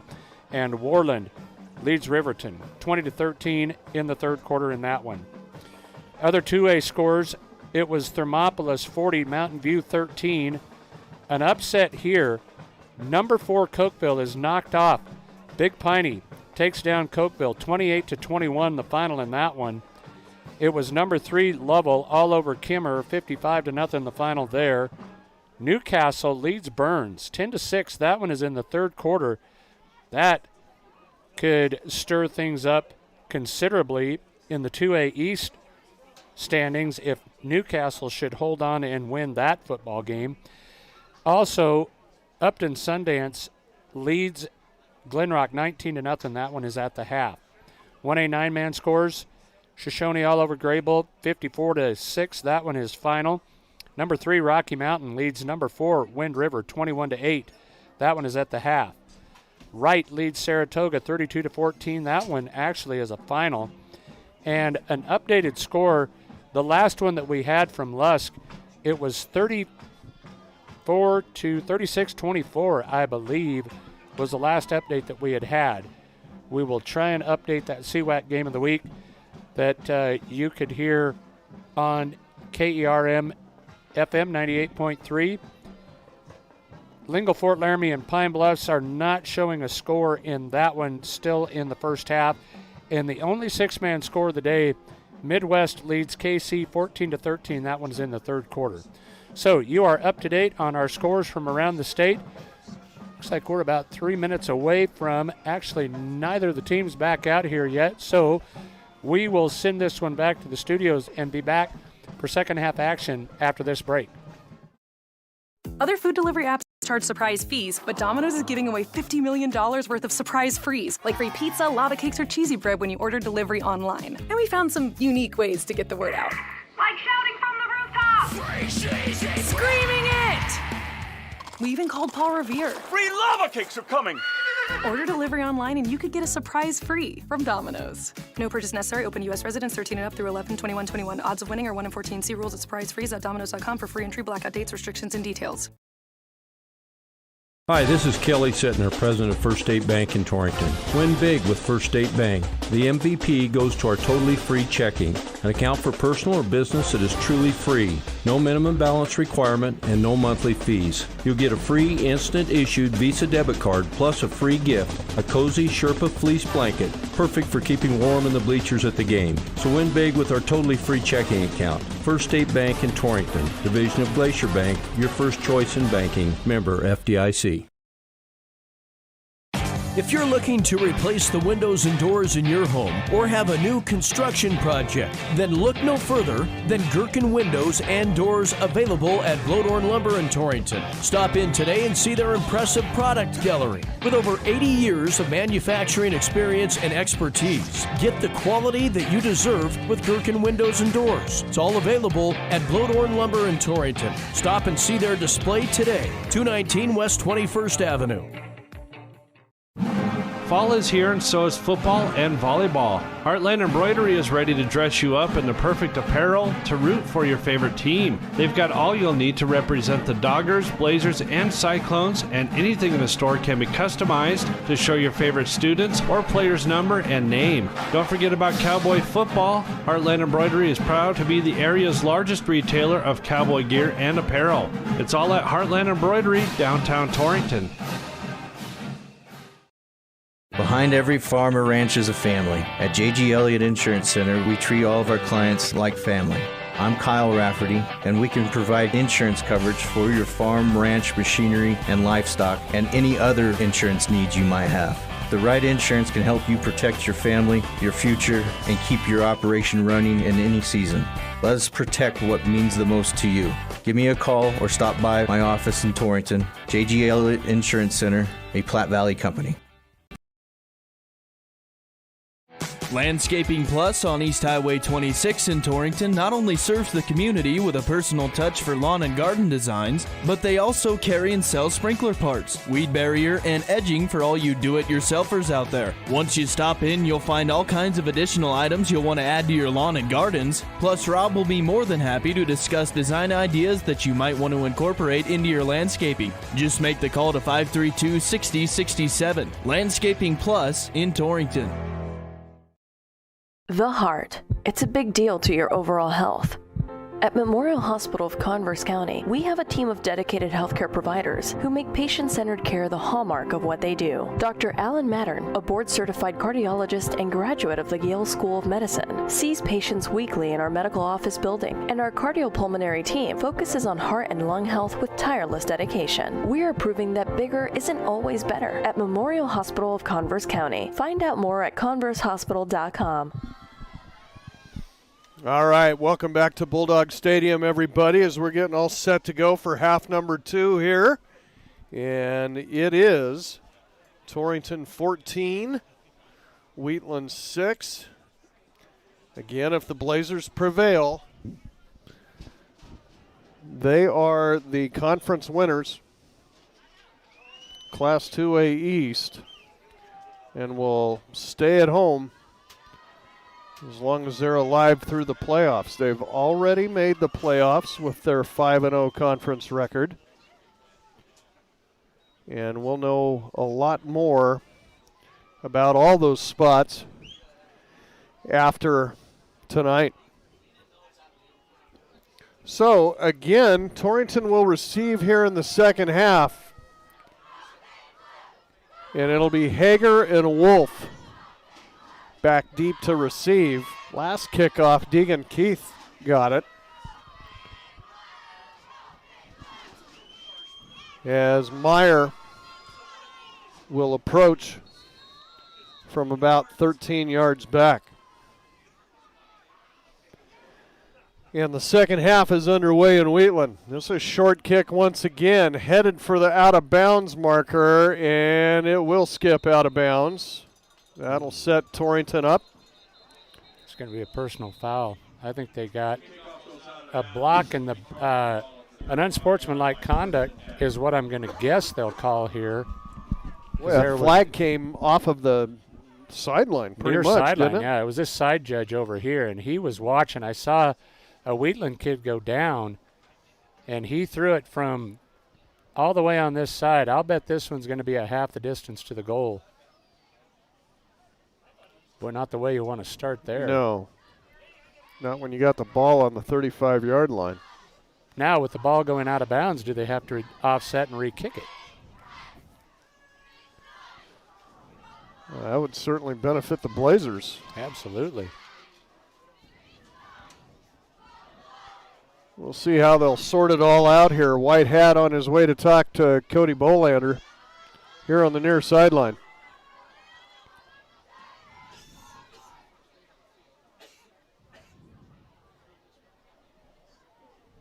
That game is going to go final on the CWAC Game of the Week. Lusk going to pick up a win. 38-32 going to be the final of that one. Surviving Southeast. Is that a 6 o'clock start? Yeah. On that one? Mm-hmm. Again, Tim Hurst in the Friday night high school football scoreboard show coming up 10:05 tonight, Kerm FM. 98.3, make sure you tune into that. We'll run through that one, this one, all the other scores from across the state. Well, I think we have a plan here.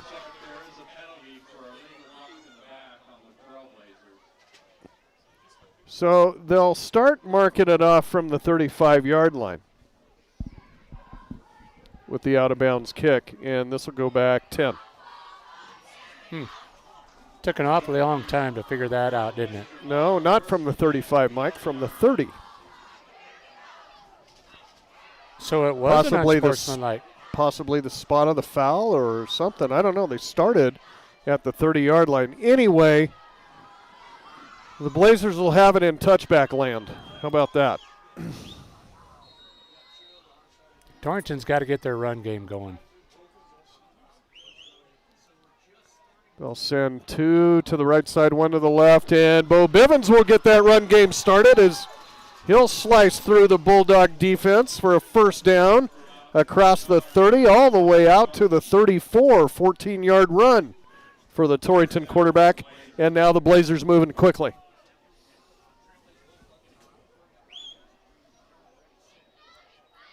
Trips to the right. Bo looking the other way, floats this one up and I believe it's picked off.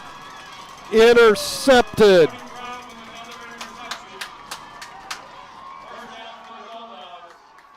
Wanted Wolf down that sideline, didn't he? No. Maybe, yeah, it was Wolf, I believe. Was that Devin Weber? So a big turnover on the second play from scrimmage. For Torrington, will give Wheatland the football in their own territory at their 37.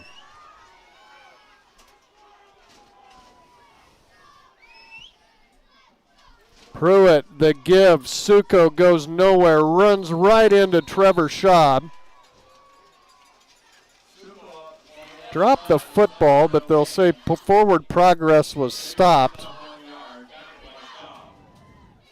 They'll give him a yard on the play to the 38.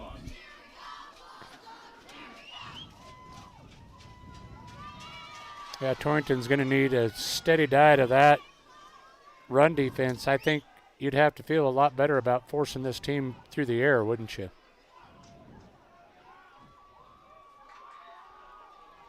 .11 minutes to play, and here in the third quarter, Pruitt's going to drop back in the gun.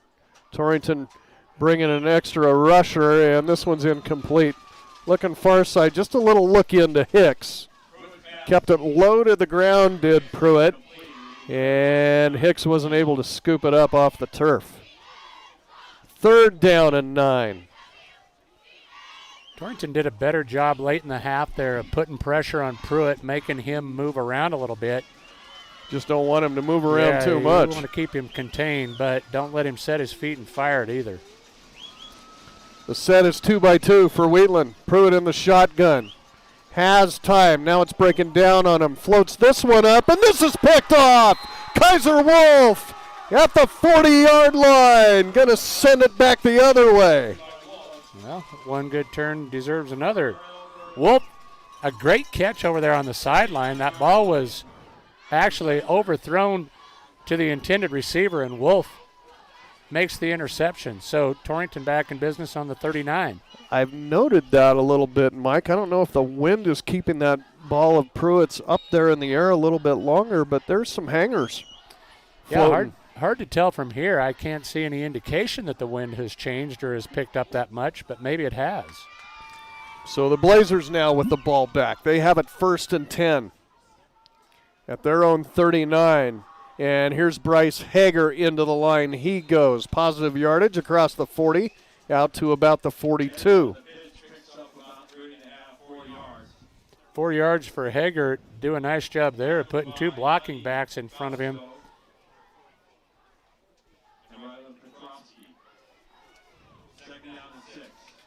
Second down and manageable here. Did you hear the Douglas Buffalo score? I did not. Supposed to be such a nail biter. 41-0 Douglas. Wow.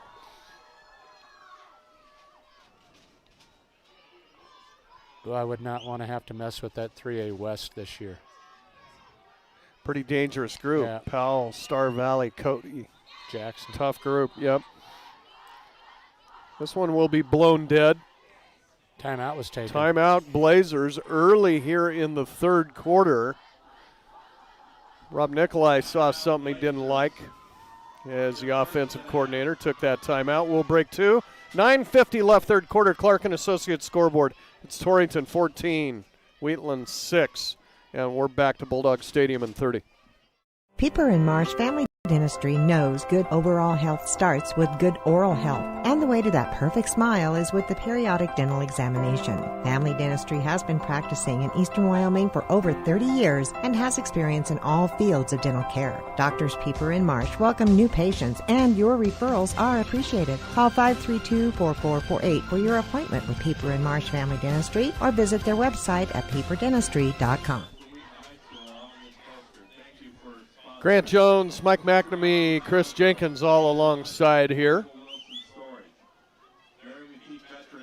Fall has hit hard in eastern Wyoming. It's cold out there. Mm-hmm. Probably high 30s, I would guess. Mm-hmm. So second down and about 6 now for the Blazers. Bivens going to keep this one himself, and Bo's going to have a first down. Puts his head down at midfield. Bo on the run inside the 40 to the 35 before he's banged out of bounds. Wow. Bivens taking on tacklers there. A gain of 21 for Bivens on that carry, and Torrington doing just as the doctor ordered, getting the run game going here. Huge play there. And they'll send twins to the right side. That's Keith and Wolf. Bivens in the shotgun, double tight set that give Carson Schultz for the first time tonight. Here comes Carson, puts his head down across the 35 and down at about the 33. Didn't think I'd hear you say that. Carson Schultz with his first carry halfway through the third period here. Gain of 3. Bring up second down and 7. Well, just give him 2 to the 34. Clock's moving. 9:09 left here in the third. Torrington set is 2-by-2. Bivens in the shotgun. Wheatland will rush 3. Now they bring a blitzer. Little flare out to Chase Miller. Chase has it across the 30. Down to about the 28. Pickup of about 6 on that play. Going to bring up third and short. Miller got a great block from Kaiser Wolf over there. Saw him rip off a big gainer on that same type of play earlier. 6 yards here. Nice third and call it a long 2 or short 3. Torrington will split 2 receivers to the right side. Bivens shotgun with a runner beside him. And that is Cole Perriott. Cole cuts it up. First down across the 25 down to the 23. Tackle made Jake Hicks. Nice hard run there by Cole. Fresh set of downs for the Blazers.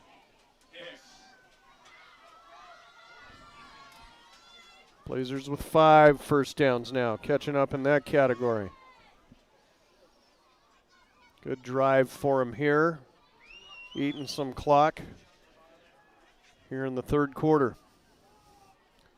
In the set 2-by-2 once again. Bivens shotgun, fake the give. Bo's going to keep it himself. He's going to go nowhere. Didn't fool Wheatland that time, as the first one to get to him was Max Meyer.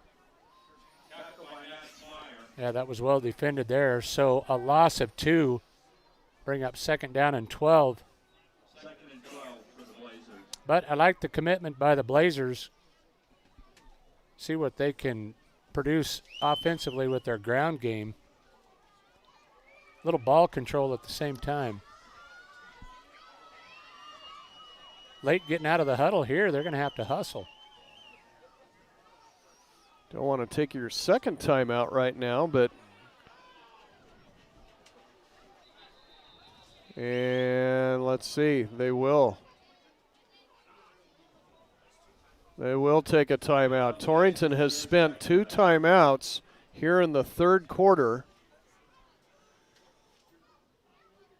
And with 6:51 left here in the third, we'll take another break. 14-6 Blazers. Second down and 12 when we come back after this 30.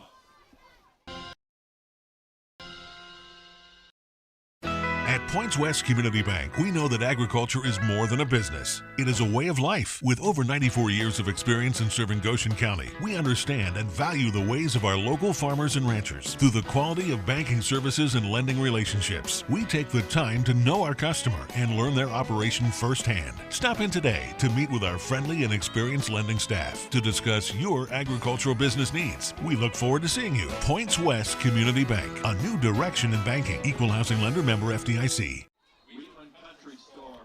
Welcome back to Wheatland. Well, you hope those 2 timeouts don't come back to bite you in the fourth quarter. Yeah, that's not what you want to do, is spend 2 of them before you're halfway through the third quarter. Second down and 12. Blazers driving. Ball's on the 25. Bivens. Little delay give. Perriott across the 25 down to about the 23. Short gain there of a couple.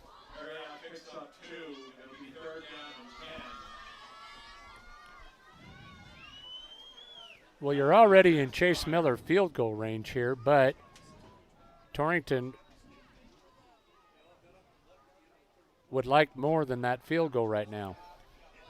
They'll send trips to the left side, one to the right. Bivens shotgun, rolls to the left, has time, looks, fires end zone, it's caught! Kaiser Wolf, touchdown Torrington! No flags. 23 yards, call it on the hookup from Bivens to Wolf. And if I am the Wheatland defensive coordinator, I am asking, how did he get that open in the back of the end zone? Yep, he had a gap, didn't he? Wow. Huge score by the Blazers here in the third quarter. And it'll be Miller out to attempt the point after.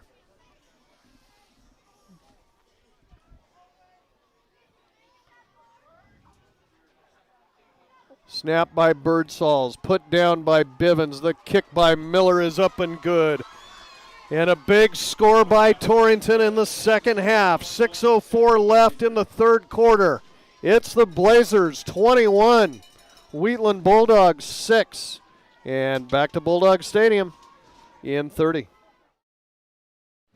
Introducing Dr. Matthew Fournier, who is joining Premier Bone & Joint Center's team of physicians. Dr. Fournier is a fellowship-trained orthopedic surgeon specializing in sports medicine, including traumatic and degenerative conditions of the shoulder, hip, and knee. Dr. Fournier obtained his medical degree from the University of Washington through the WWAMI Medical Program. He furthered his education with a fellowship at the Lake Tahoe Orthopedic Institute. Dr. Fournier was born and raised in Cheyenne and is a proud Wyoming cowboy. Call today to schedule an appointment and visit us online at premierboneandjoint.com. Premier Bone & Joint Centers, worthy of Wyoming.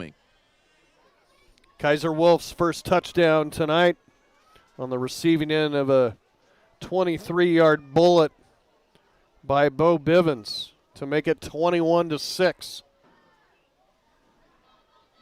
6:04 left here in the third quarter. And the only bad part of that drive for Torrington is they spent their second time out of the second half. Maybe it won't matter.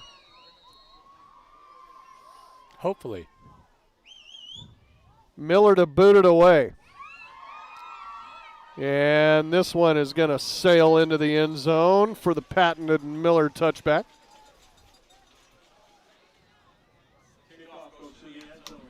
That'll put Chase at 23 touchbacks on the year. Extraordinary. Yeah, you just don't see that often in a high school leg, but Chase is special. One of the best we've seen, and we've had some good ones come through in the recent Really have past. had good kickers through the years. Well, how does Wheatland respond? They're going to give it to Suko off left tackle. Got some room out there, and Suko's going to have a first down. Across the 30 out to the 31. Got into the Blazer secondary as Bo Bivens had to chase him, make the tackle. How about Bo playing both sides of the football tonight? Yeah, when did that start? I think they've been tabbing with it a little bit here and there, but starting tonight on the defensive end. First down, Wheatland. Now the fumble. It's a loose ball in the middle of the field. Torrington indicates they have it, and they do. It's Sam Birdsall coming out of the pile with the football at the 30-yard line, and a big Wheatland turnover, their second one of the second half. They flirted with it. They had the ball loose on the turf 3 times in the first half and were able to cover all 3 of them, but not so fortunate there. Birdsall with the fumble recovery. Torrington in business on the 30-yard line. Blazers will try to extend the lead here. They got a short field in front of them. 2 receivers to the left side, 1 to the right. Bivens is in the shotgun with Perriott beside him. Fake the give. Bivens going to keep it, has a wide open field in front of him. Bo with a first down across the 20, falls forward to the 18. Gain of 11. Bo Bivens is running hard, taking on tacklers. Now with 5 carries for 45 yards. Never thought I would say this, but Bo Bivens is the Blazers' leading rusher. Torrington going fast. Going to try to deliver a knockout punch here. Here's a spin move by Perriott. Actually, he was spun by Devin Weber. Falls forward for a couple. He'll get it down to the 17, and it'll be 2nd and 8.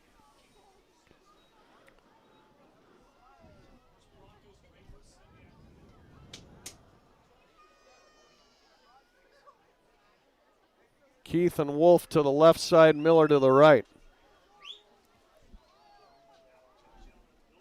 4:49 left here in the third.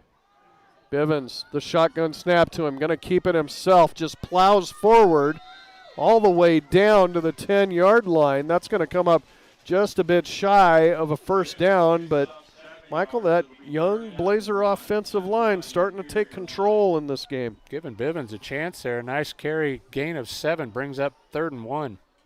Bivens going to keep it himself again. He's got a first down inside the 10, down to about the 7-yard line.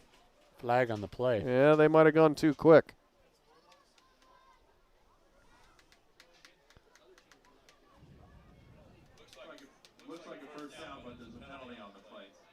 It's going to go against Torrington. You know, they've done I'm sorry, Grant. Done a good job tonight. They haven't been hampered by penalties to this point, but that makes 3rd and 7 here. Yeah, hate to see that. Call it 3rd and 6 with the ball sitting right at the 15-yard line.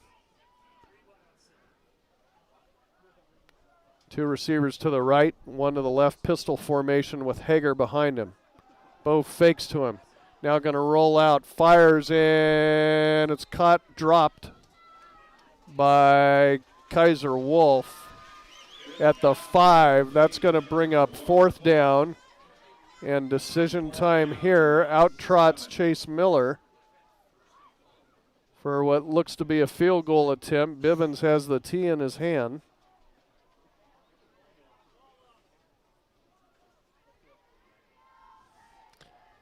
And they'll set this one down at the 23-yard line. This is a 33-yard attempt, nearly the middle of the field. Maybe a bit to the right. Miller's ready to go. Snap is good. Hold is down. Kick is on the way, and it is... No signal yet. No signal. No good. And so the Blazers come up empty after the turnover. That's a big stop for that Wheatland defense there. That penalty, very costly, as it took a first down away from the Blazers, and after the missed field goal attempt, Wheatland takes over on the 20-yard line. Boy, big opportunity missed right there for Torrington. Could have nearly been a knockout punch at the 3:47 mark here in the third quarter. And now defense has to come to play once again. They've been special here in the third, forcing a couple of turnovers. Now Suko drops it again. Blazers hop on it. They say they have it. No indication yet.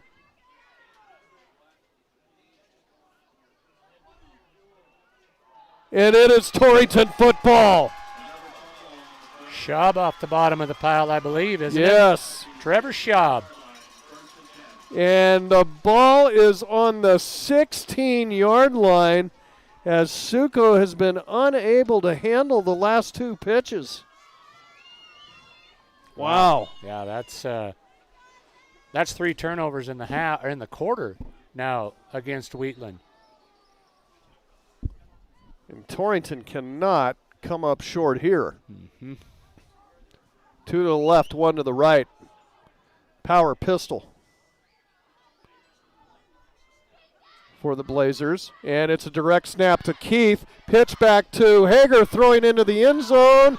And it's going to be a pass interference on the Bulldogs. They'll flag Rody Brow on this one. Looking for Wolf in the back corner. Interesting design there. As the snap came directly to Keith, who pitched it back to Hager, who immediately unloaded for the back corner of the end zone. And Rody Brow didn't get turned around. Ran right through Wolf. I couldn't see it. Was it catchable? It was there. It was on point, no doubt. Now Torrington with the football inside the 10 at about the 8.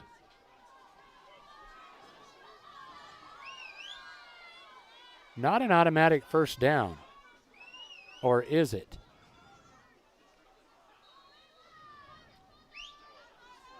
First down and 2. Bivens fakes the give. Now he's just going to keep it himself. And did he drop the football?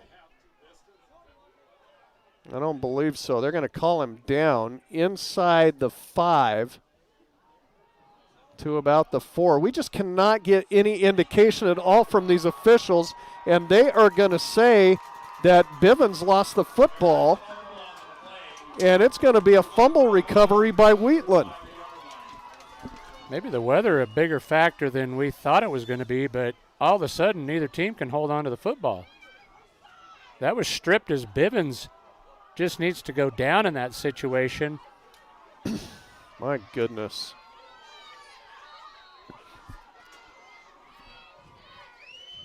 Bivens wants an explanation on the call. He's not going to get it. And they're going to give Wheatland the football at their own 5-yard line. 1st and 10 the other way. This has turned Halloweenish early. Now the give, Suko goes nowhere. Suko with gingerly steps now after dropping the last 2. Safe play there, deep in their own territory. No gain on the first down carry will bring up 2nd and 10. Birdsall on the stop along with Schultz. Still 2:44 to play here in the 3rd. And again, Torrington leads at 21-6.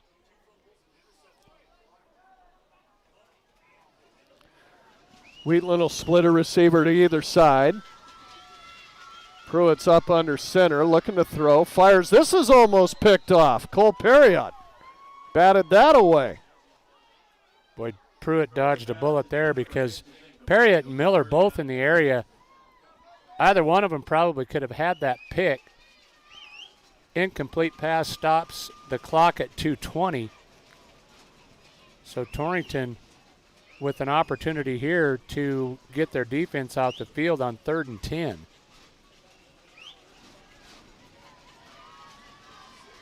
Wheatland will send twins to either side. Pruitt's in the shotgun. Now he's going to roll to the right and take off, and down goes Pruitt. Short gainer here, hit hard at about the 9-yard line. That's only a pickup of 4 on the play. It'll bring up 4th down and 6 from just inside the 9. And McCrea Call will line up to punt. Bryce Hager will stand near midfield. Last time Wheatland tried this, got it blocked, but Call gets it out of there. Hager drops the football. It's on the sideline, and they're going to give Wheatland the football. They'll say Hicks got it, and it'll be 1st down Wheatland near midfield. Can this game get any weirder? Well, Hager steps up and tries to field the punt, but in doing so, didn't have a clean shot at the football and hit it. It almost got out of bounds, but good hustle there by a Wheatland player to secure the football before it did. So Bulldog football back in business at their own 46. I don't know that I've ever seen a quarter in a high school football turn into a turnover fest like this one has. Always something when these two teams get together. And now Wheatland has life. Fake the give. Pruitt wants to throw. Scrambling out of there. They almost get him behind the line, still on his feet. Now down he goes. Inside the 45 at about the 43. Boy, Pruitt is hurt, slow to get up there.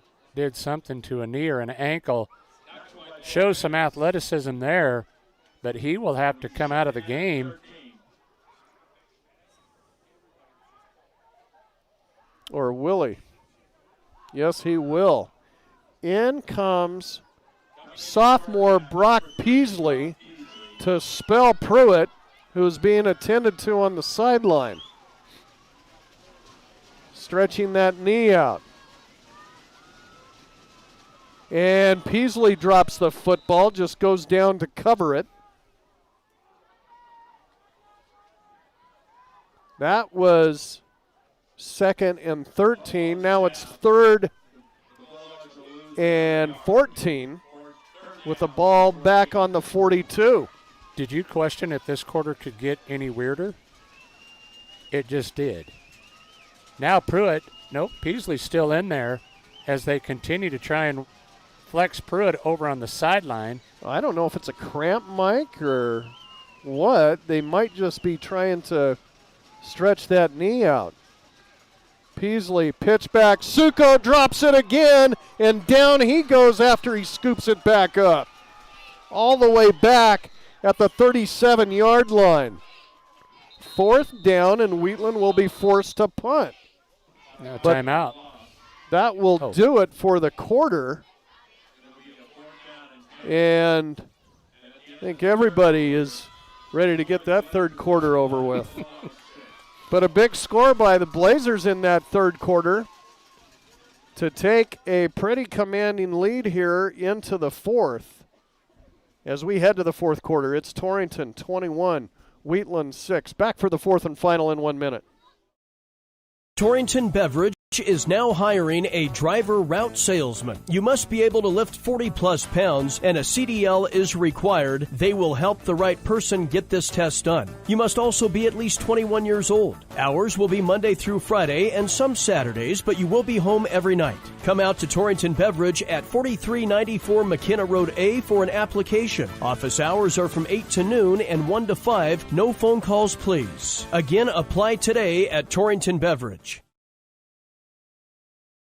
Torrington Vision Source is a proud radio sponsor of area athletes and the Wyoming Cowboys. We're your one source for your family's eye care needs. Eye exam, full-service optical, contact lenses, eye diseases and injuries, surgical co-management. We use the latest in technology, not only in diagnosing your problem, but also in the products to fix it. Our helpful and friendly staff is just a phone call or click away. 532-4114 or TorringtonVisionSource.com or like us on Facebook. Torrington Vision Source. Doctors Grant and Linda Jones, East M Street in Torrington.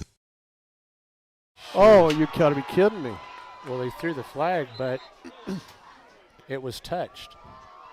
Now we're back for the punt, and Call drops the snap.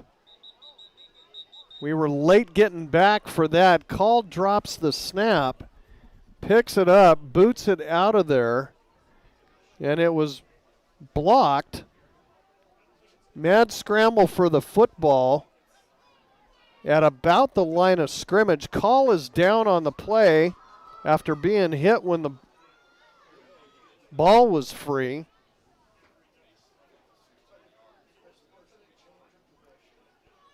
It hit Dylan Packard. And then there was a pile up for the football at about the 41-yard line.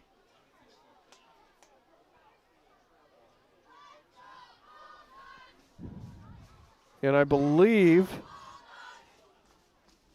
this is going to be a penalty against Torrington for roughing the punter. And a first down for Wheatland at the Blazer 44-yard line. Is the ball not free in that situation? It would appear to me that it was blocked, and I would have thought that that would have made the punter, there is no roughing penalty on if the ball is touched. But who can tell? This game has just gotten too weird.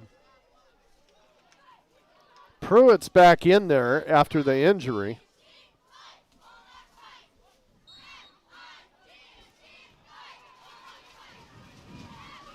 And Wheatland with new life. Pruitt to throw. Now moving around in the pocket. Fires down the field, and it's incomplete. Looking near side for J.P. Anderson. Had a shot at it for first down yardage. Couldn't haul it in. Well, Pruitt's got an ability to extend the play, doesn't he? Looked like they had him a couple of times, but the senior runs away from pressure, so they live to fight another day here. 2nd and 10. Blazers penalized for their second personal foul. I just can't quite understand how that was not a free play. Ball's loose. Roughing the punter penalty is off. Pruitt throws as he gets hit, and this one's incomplete. Bo Bivens on the coverage. Near side, I think that was Anderson again. Gave him another shot at it, and he couldn't haul it in. 3rd down and 10 from the Blazer 44. Bivens is going to take himself out of the game here. A little hobbled coming off there, so they will replace him with Kyler Shields. You don't want to see that. That's the only problem with putting your starting quarterback on your defense, too. It appears okay. Maybe just as a precaution. Shields started the year at that safety position. Now Pruitt right up the middle. Pruitt's going to have a first down. Pruitt trying to get around Wolf, and Pruitt will be run out of bounds, but not before he gets all the way down to the 21-yard line. Flag on the play. Let's see if this comes back. Yeah, I think there was holding out there on the edge. I'd bet the ranch that this one is coming back. Flag sits at the 35. Wheatland indicating that it is. Spot of the foul was the 35-yard line. Oh, my.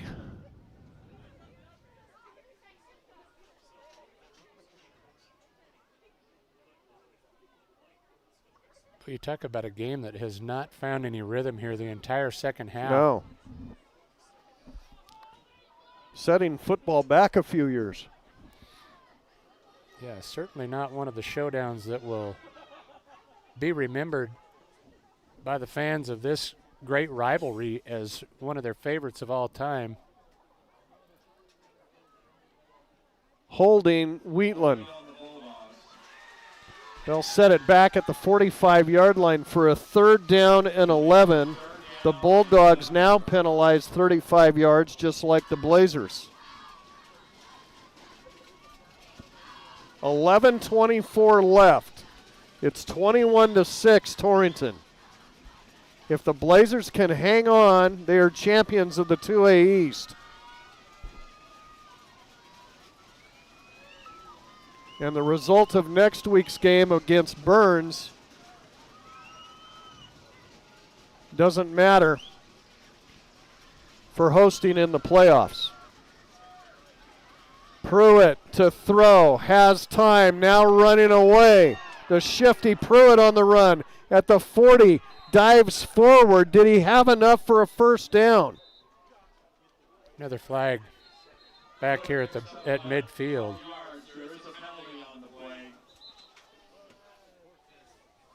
That one came from the back judge or from the line judge on the far side. Yeah, I think so. They're marching this football back.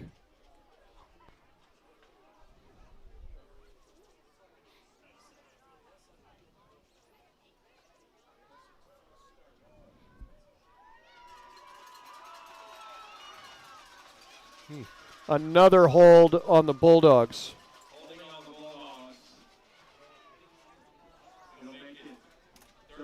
Third and 21. I don't think Pruitt would have had the first down anyway, would he? He was dang close. Was he? Yeah. Yeah. Stretched forward after he hit the 35. And even on what appears to be a bum knee at this point for Pruitt, or at least a sore one, still shifty enough to get away from the Blazers. Now a long third down for Wheatland. Little flare out far side. Suko can't haul it in, and that'll bring up 4th and long. Getting down to decision time here on these 4th downs for Cody Bolander. And at least for now, call comes in to punt this football away. Yeah, that's not a down and distance that probably makes you entertain the thought of going for it on 4th. The Wheatland punting situation has been interesting to say the least tonight, but Call gets a hold of this one, bangs it out of there. This is a high wobbler that all the Blazers are going to get away from. It's going to take a Torrington bounce at the 32 and roll dead at the 34.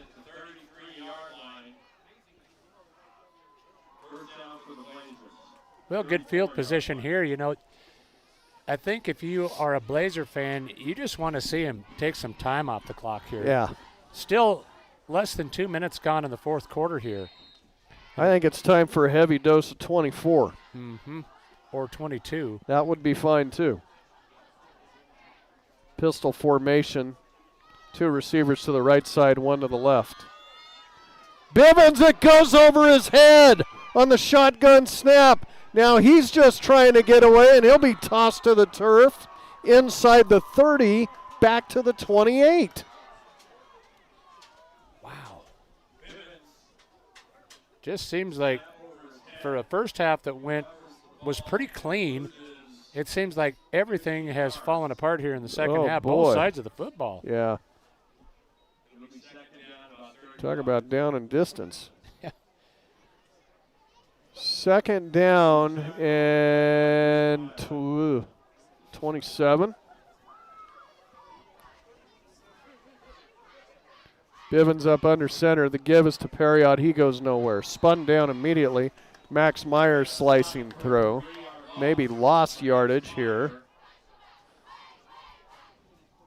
That'll be a 2-yard loss by Perriott. Third down, 29. Screenplay. Set up the screen and see if you can get it out of your corner here, or out of your own end of the field. About the only positive thing is that the clock is moving for the Blazers. Otherwise, they're going backwards. Here's the give. Perriott up the middle, nowhere. Down he goes. Wyatt Kafka on the stop for Wheatland. So 4th and a Platte County mile. Blazers will be forced to punt in the dangerous Rody Brow. Standing at midfield, Chase Miller standing at his 6. Just get it out of there. Bangs it away. A high wobbler that takes Brow all the way back to the 44-yard line. Now has a full head of steam near side. Gets it into Blazer territory. Still on his feet at the 40, and then a late flag comes in at the 39-yard line. Will this be assessed against the Blazers? Face mask. Looks like they'll tack a few more onto this one, so Wheatland will have outstanding field position here. This one could be inside the 30 at the 25. It'll be a face mask on Torrington. Incidental type. So there is the differentiation. The 5-yard variety here will put the ball at the 35.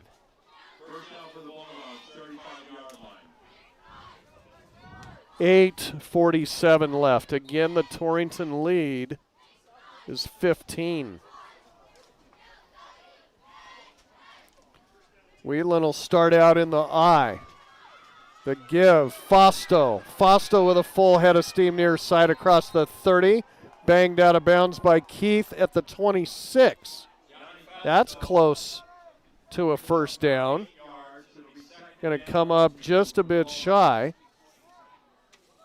2nd and 1. Stops the clock at 8:39.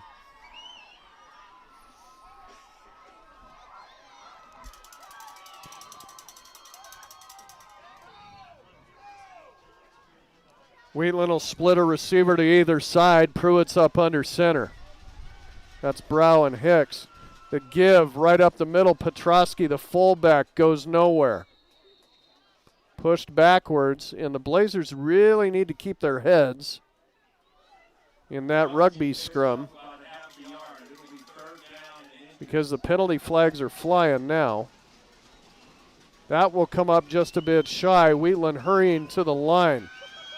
They got 3rd down and a half a yard. The give, Fausto, 1st down and more. Fausto cuts it back to the 10-5, touchdown Wheatland. There are no flags, and it'll be a 26-yard touchdown run for Fausto. Put everybody in the box, and when Fausto hit that second level, nobody there to slow him down. And we have us a new ball game.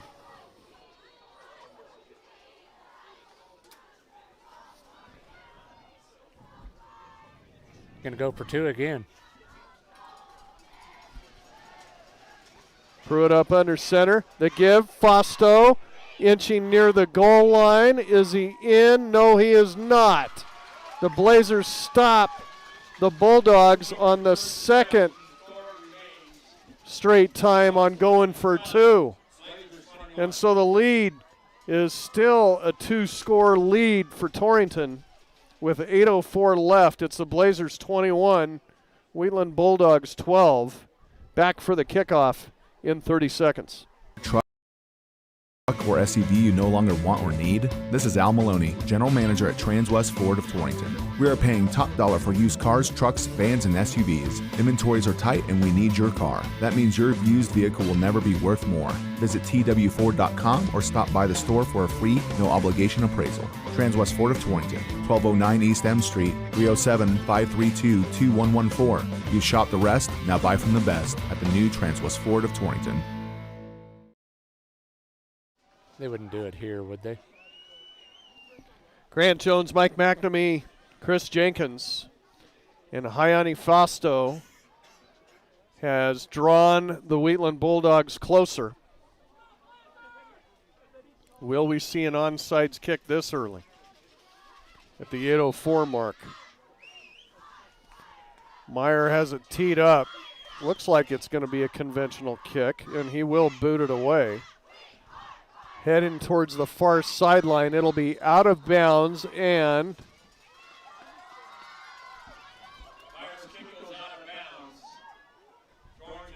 I just keep looking for flags out there, Mike. Yeah, a little gun shy about it now, but none on the kickoff, so the Blazers will take over on the 35.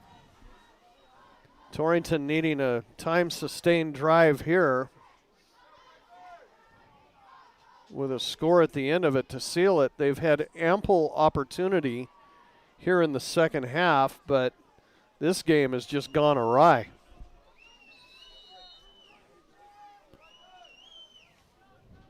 Can ill avoid a turnover. And now everybody's moving. Wheatland came across the interior line about the same time the Blazers took off. Deegan Keith was on a fly pattern halfway down the field, and they'll say that it's a false start on Torrington.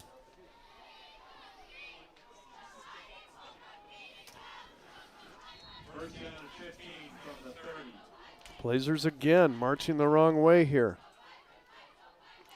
Now the quick hitter comes as they get it to Miller.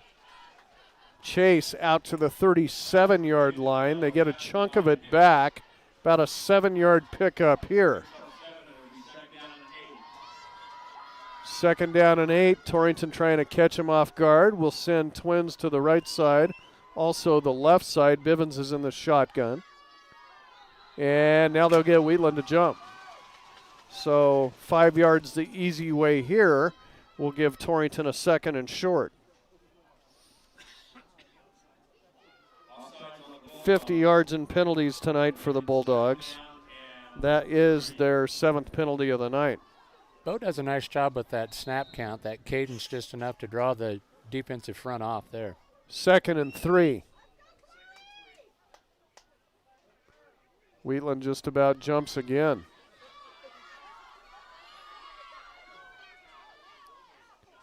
Perriott will get on the other side of Bivens in the shotgun. And Bo going to keep it himself, looking for a first down.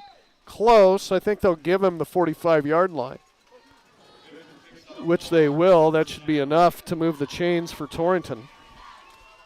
At the 7:03 mark here in the fourth quarter, Torrington has their 7th first down of the contest. Spot the football. Clock. They'll wind the clock, so Blazers quickly back up to the line. Torrington set is 2-by-2. Wheatland will rush 4. Bivens up under center. Quick hitter near side. It's caught. Chase Miller out to the 50 into Wheatland territory. Wrangled down by Brow at the 49. It's a nice little quick hitter there. 6 yards right off the inside slant route to Miller. Chase now with 4 receptions. Clock moving, 6:25. Wheatland needs 2 scores to catch up to the Blazers, as it's 21-12. Torrington set is 2-by-2. Check it, 2-by-3.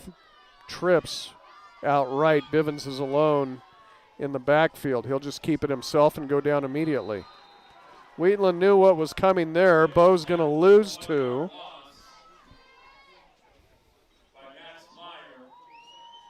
Or check it, Bo's going to lose a yard on the play. They'll set it back to midfield. That young man has played a good defensive football game. Max Meyer brought Bivens down there. Sorry, I cut you off there. No, that's fine. He has. They'll flip the receivers this time. Trips to the left, Twins to the right. 3rd down and 5. Bivens drops a shotgun snap, fires, and it's caught and dropped by Perriott. Incomplete. 4th down, Torrington. And the Blazers will be forced to punt. Still, 5:18 left. 4th down and 5. And that one hit Perriott between the numbers.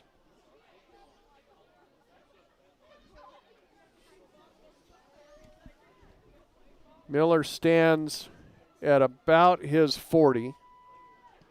We'll bang this one out of there. And Hicks has it running backwards at the 10. Towards the near sideline, pushed down by Flock at about the 20. They'll give him the 23. Did I miss a flag? Looks like a penalty on the play.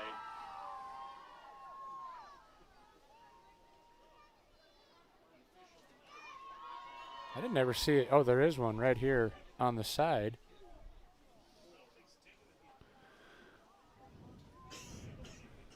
Flock wasn't out of bounds, was he? I don't think so, but they're going to march this off against the Blazers. False start. Torrington, they're going to make him re-kick it. It's illegal procedure. Huh. Or procedure, rather, since the play continued. I was about to say that Torrington has done a pretty nice job of containing some talented punt returners here tonight. Hope I didn't speak too soon. Good snap to Miller. He bangs it out of there. This is a low line drive that's going to take Brow to his left, gets away from it, and it'll squirt its way into the end zone. So a great punt right there by Miller, who didn't even start the year as the punter. Kaiser Wolf did. And comes up with a big one there. Yes, he does.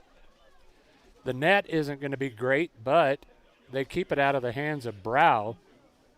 And with 4:58 to go, Wheatland 1st and 10 at their own 20.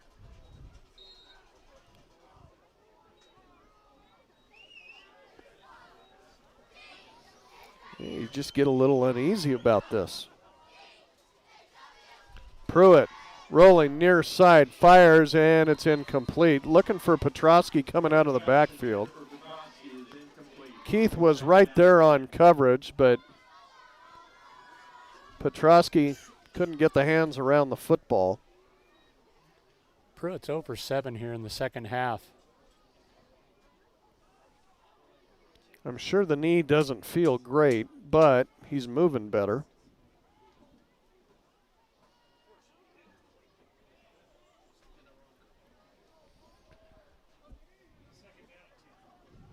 He'll send trips to the left side, single receiver right side, standing in the gun. Pruitt to throw, now flushed out of the pocket, on the run, works his way around Birdsall, cuts it back in the middle of the field, still on his feet, and somebody just get a hand on him. Down he goes at the 36-yard line, first down Wheatland. 16-yard pickup. Only good news about that is he's got to wear his legs out. He had to have run 80 yards there to try and pick up 16. Bulldogs with their 11th first down of the night. Pruitt's right back in the gun. Straight drop back, has time. Now it's breaking down on him, slips away from Hager, fires, and it is incomplete. Now late flags come in. What do we have here? I'm not sure. Torrington appears to be reacting as though it's against Wheatland, but we will check it. Was the pass complete or not? I never did see. No, they said it hit the ground.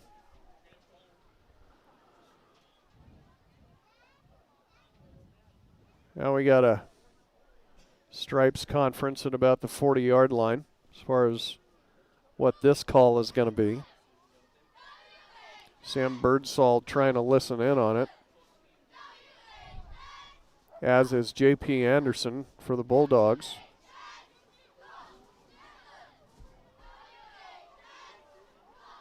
There's actually 2 flags there, but I'm wondering if it's for the same foul. Let's see. White hat's going to come over and talk to the side judge. It's going to go on the Bulldogs. Personal foul, chop block. They declined that one. Then there was a personal foul, a second personal foul that will be accepted. I think Wheatland had like maybe 2 or 3 penalties at half and then a whole bunch here in the second half, and that's kind of been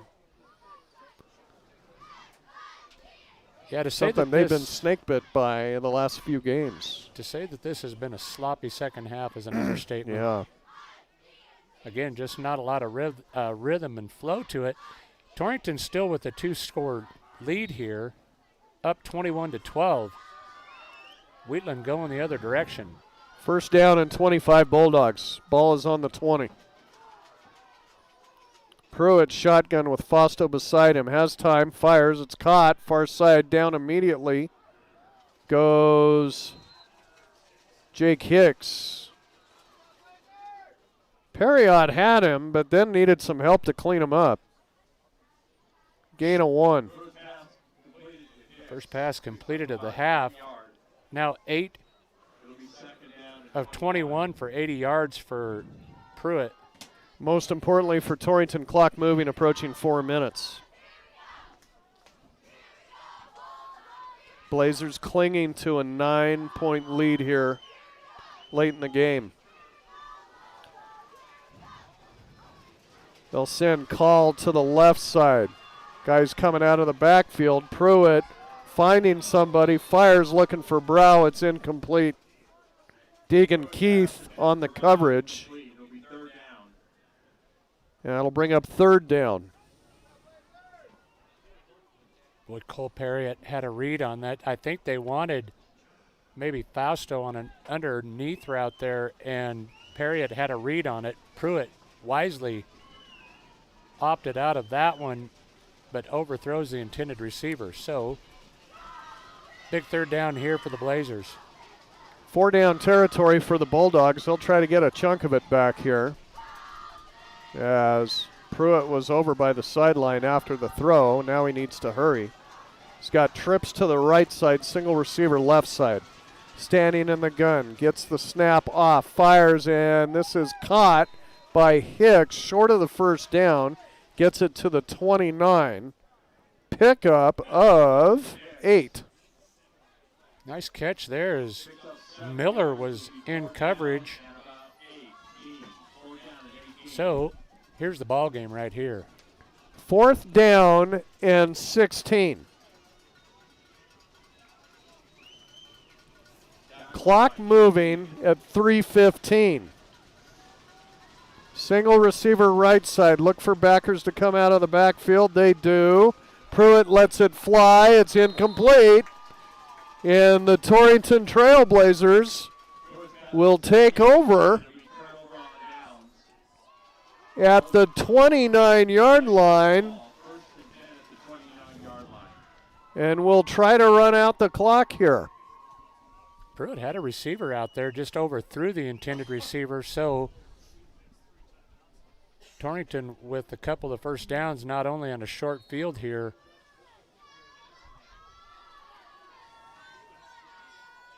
Now you're going to get a steady dose of Carson Schultz. There he is in the backfield. Split back formation. Bivens up under center. Bivens drops the snap. Ball is free in the Blazer backfield, and Bo hops on it. Wow. Going to keep it interesting, aren't they? I guess so. Clock moving, 2:45.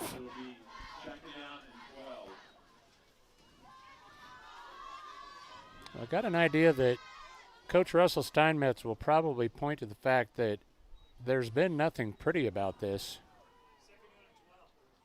Survive and advance, right? I guess. Survive is right. Split the backs once again. Bivens up under center. Gets the snap this time. Goes to Perriott. Off left tackle. Cole across the 30. Down to about the 29. That'll bring up 3rd and 10 as he gets it back to the original line of scrimmage. And Wheatland will spend a timeout. That's just their first one taken of the second half. You recall Torrington took 2 early in the 3rd quarter. We'll break 2. 2:14 left. Torrington trying to run the clock out on Wheatland. It's Blazers 21, Bulldogs 12. Back in 30 seconds. In Lingle would like to take this opportunity to thank all of their loyal customers. They are committed to providing their customers with the highest level of customer service and quality products. Ties realizes that there are other options available for you to shop, and they value the relationship they have built with you, their customers, and really appreciate your business. The staff at Ties Pit Stop thanks you for your continued loyalty, and they look forward to seeing you in the future. Ties Pit Stop, Highway 26 in Lingle, locally owned and operated. Thank you again for all of your support. After the timeout, Blazers have it 3rd and 10. And the give is to Cole Perriott at the 30-yard line, tackled from behind at the 26. Let's see if Wheatland takes another timeout here. They do. And we will break again. Just a few seconds tick off there. 2:07 left. And again, your score, Torrington 21, Wheatland 12, back in 30.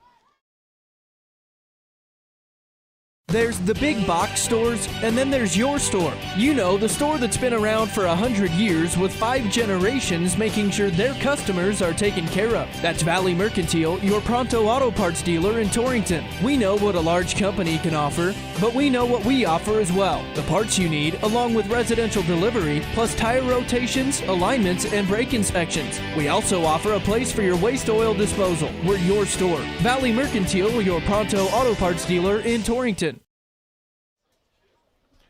Grant Jones, Mike McNamee, Chris Jenkins back at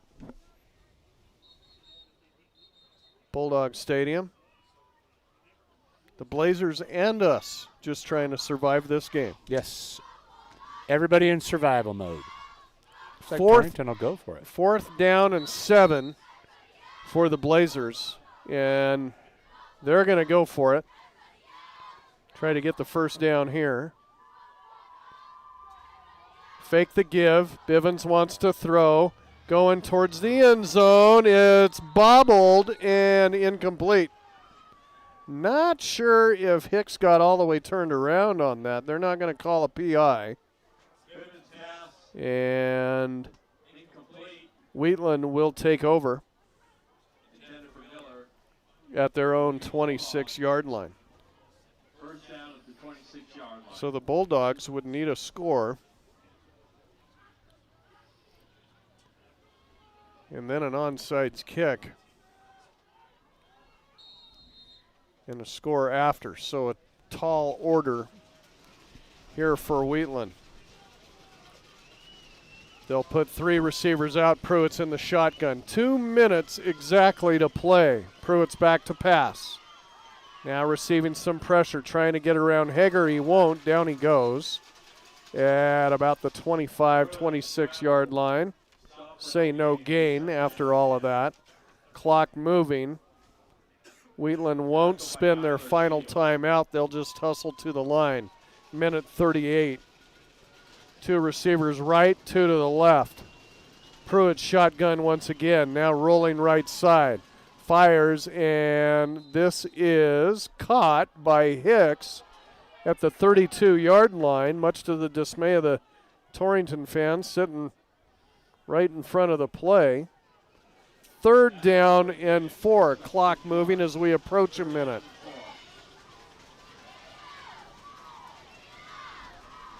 Pruitt rolling to the left, hangs this one up, and intended receiver is Brow as everybody flies out of bounds on that one. So that'll bring up 4th down. Clock stop, minute 2. For Cody Bolander and see that Cade Pruitt is 10 of 26. You probably know that the situation is not great for your football team. That is way too many attempts for a team that kind of lives and dies by the run.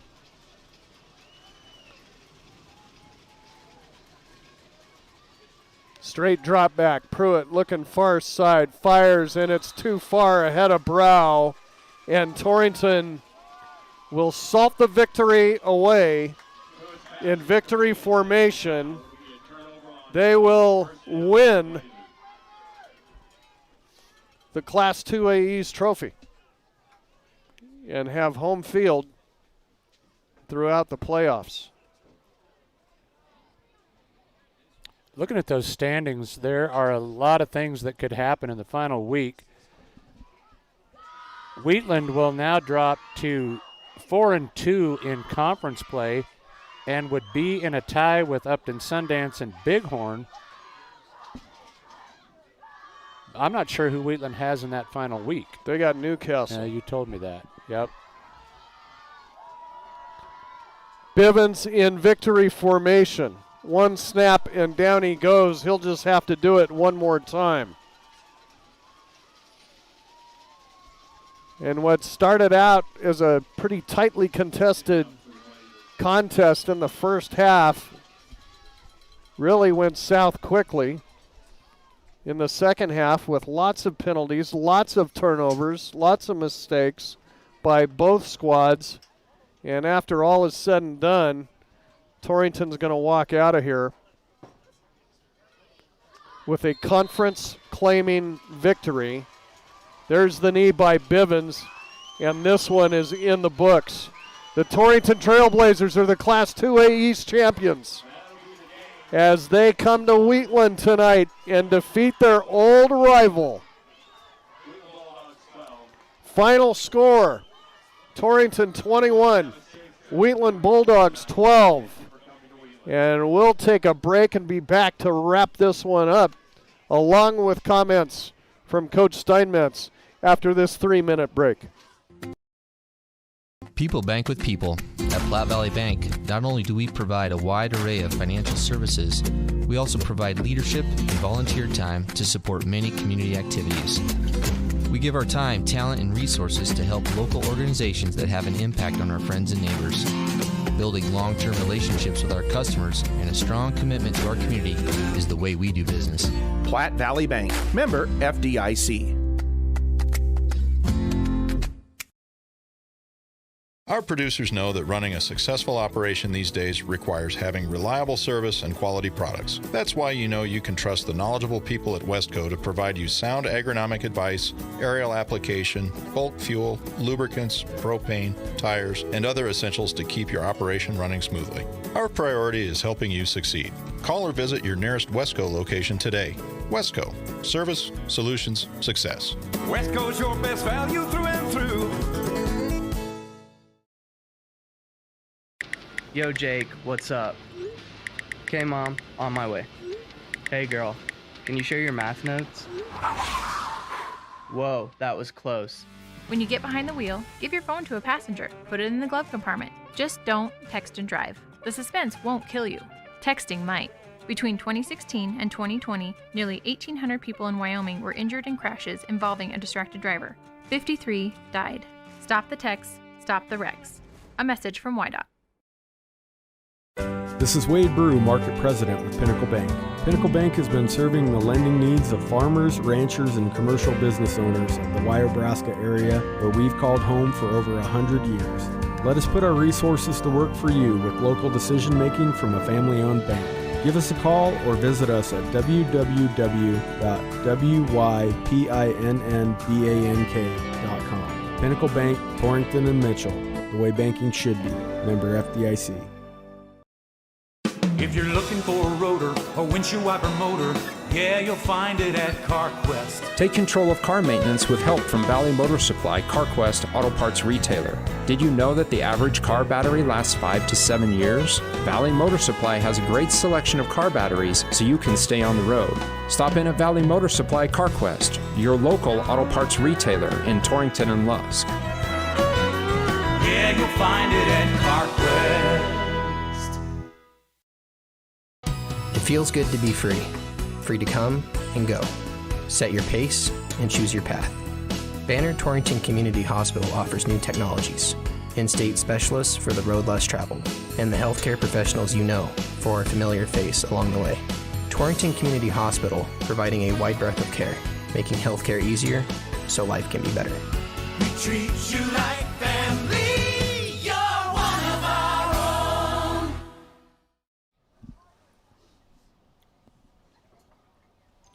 Well, for the second straight year, the Torrington Trailblazers have won the Class 2A East, and they still have a game remaining in their regular season as they come to arch rival Wheatland and defeat the Bulldogs 21-12. Into the game wrap-up is brought to you by number 34. Number 34 at 117 West 22nd Avenue in Torrington knows that young people face difficulties socially as well as keeping up with day-to-day life. That's when number 34 is available not only to the individual but to the family as a whole. They offer counseling, therapy, and wraparound services to all who qualify. Structured, creative, and individualized programs set up to address all of life's issues. That's number 34. Give Shad a call at 532-0134. Well, this one started as a good one anyway before things downgraded a little bit in the second half.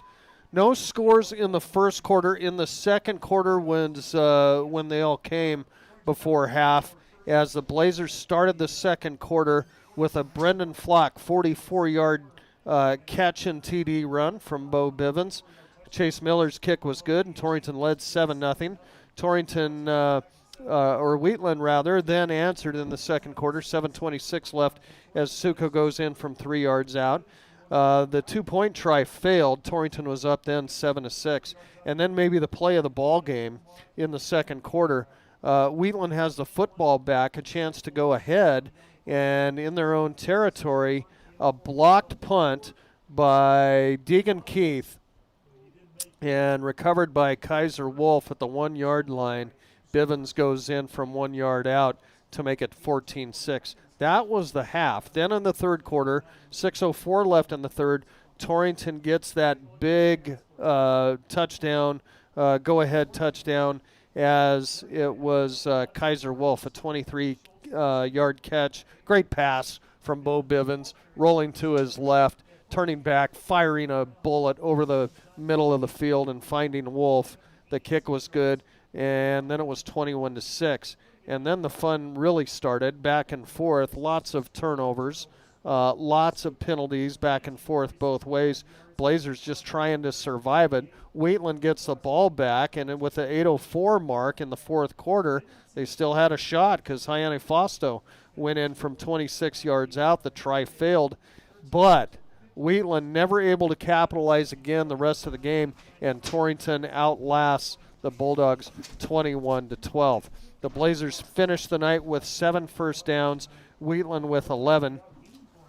Torrington with 6 penalties for 50 yards. The Bulldogs 8 penalties for 65 yards. And both teams with 2 fumbles and an interception each. Of course, the punt block by Torrington, and Wheatland turns the ball over on downs. We'll send it over to Mike here for a look at your team and individual stats. Torrington, 214 yards of total offense on the ground, 22 carries for 74 yards, led by Bo Bivens. 8 carries for 54 yards in the second half. Bo also 8 of 15 through the air for 140. 2 touchdowns, did throw 1 interception there in the second half. The favorite target tonight, Chase Miller, 4 receptions for 59 yards for Miller. 3 receptions and a touchdown for Kaiser Wolf, 1 reception and a touchdown for Brennan Flock. For the Bulldogs, they did the majority of their damage on the ground.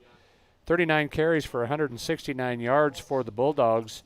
Leading ball carrier was Suko with 20 carries for 68 yards. Cade Pruitt with 13 carries for 58.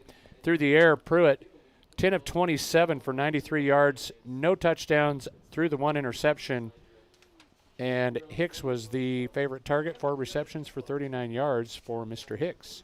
Appreciate the stats, Mike. And we're now joined by head coach Russell Steinmetz of the Torrington Trailblazers. We can talk about how weird this one got in the second half in a little bit. But first things first, congratulations on your 2nd straight Class 2A East crown. Thank you very much. Yeah, it's the players. They're coming, showing up. So, no, I'll hand it over all to them. They're doing great. This was a difficult week for you and for your team.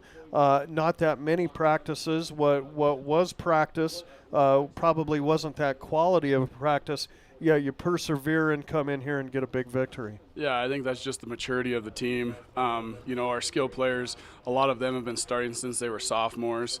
Our up front guys, they're the young guys, but they don't know any better, and they just come and work hard and prepare as much as they can in as little short a time. But yeah, it was a strange week looking back at it, kind of forget all about that once the whistle goes off at the beginning of the first quarter. So, I kind of forgot about it, but it was nice to persevere, like you said. You had a difficult quarterback to chase around back there tonight with Pruitt, Coach Stein, but your team ultimately, bend but not break, only held him to a couple of touchdowns. Yeah, Pruitt, phenomenal athlete, and he's surrounded great athletes there. Hicks, Brow, Suko, I thought we were getting rid of a Suko or defending a Suko, and here comes another one. So, no, great back there. So, no, it was a good victory tonight. Kind of had to feel like leading at 21-6 there in the fourth quarter that one more score probably salts that away. But then Fausto finds the end zone, and you feel that momentum shift. But I thought your kids responded well, did a great job the remainder of the game, held their composure, and sometimes it's just survive in advance. Yeah, right? Survive in advance, exactly. No, it was good. Coming together nicely as a team, and hopefully we have great preparation this week for Burns, as they are much improved, and then with whatever's going to happen, whoever's going to come out east to us. Your leading defender got a huge probably play of the game tonight with the punt block. with Deegan Keith getting the punt block and Kaiser Wolf scooping it up to give you an easy score on the next play.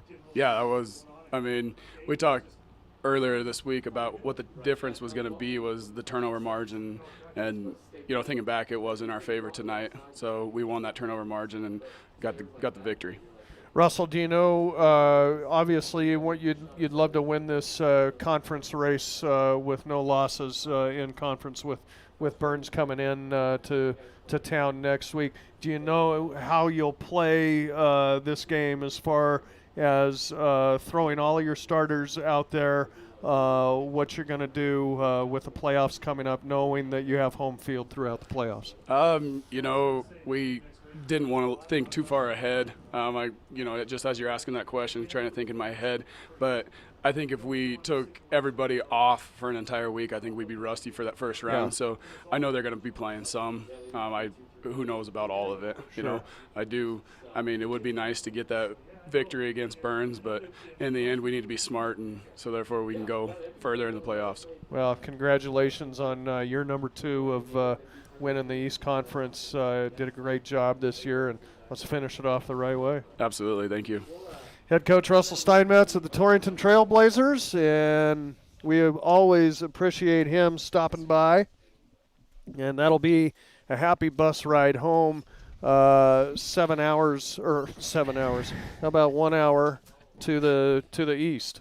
So hope it's not 7 hours. I hope it's not. We don't have that much snow out there yet. So, well, your thoughts on this one, Michael? I mean, my goodness, that was a tale of two halves. Yeah, it really was, and I think you want to see your football team maybe play a little bit more consistent type of football. But just a game that was hard to find any rhythm or flow with. Torrington's still got to get better on the ground. They've got to. I think they've got to figure out a way to get better running the football. Bivens obviously able to do some things through the air with his arm, but I think you still at this level of football have to run first. So did much better in the second half. What did I have them? 7 yards on the ground at half, and they end the game with 74. So improvement there, but I think that's one place that they need to improve. Sounds like a Burns team that won't be easy to heal up against, though, on the ground. Yeah, certainly so. Well, we appreciate everybody listening tonight. Big thanks to John Gunn getting all our audio stuff straightened out, jumping back and forth with that, and hopefully we continue to get the bugs figured out with this new telecast system on YouTube Sports. I would be remiss if I didn't talk about the Blazer volleyball team who was here today taking on the Wheatland Lady Bulldogs, and Torrington wins the first 2 sets, loses the next 2 sets, but in the 5th, the Blazers prevail, defeating Wheatland 3-2. So a good night for Torrington here in Wheatland tonight, football and volleyball. So that will do it for us here from Bulldog Stadium. Again, the Blazers' final home game, final regular season game at home, hosting Burns next week. This was a game that did not happen due to COVID last year, and so this will be the first game ever, I believe, between the Burns Broncs and the Torrington Trailblazers coming up next week. Again, that's a 7 o'clock start from Wiseman Field for senior night next week. And the Friday night high school football scoreboard show, Tim Hurst coming up 10:05. Flip your dial over to 98.3 to catch Tim with that. Wyoming Cowboys tomorrow, 1:30 kickoff. Denver Broncos on Sunday with a 2 o'clock kickoff hosting the Raiders. That will do it for us. Chris Jenkins, Mike McNamee from Bulldog Stadium in Wheatland. This is Grant Jones again reminding you of the final score. It was Torrington salting away the Class 2A East crown tonight with a 21-12 victory over the Wheatland Bulldogs. Back to the studios at KGOS. Have a great weekend, everybody. We'll talk with you next week.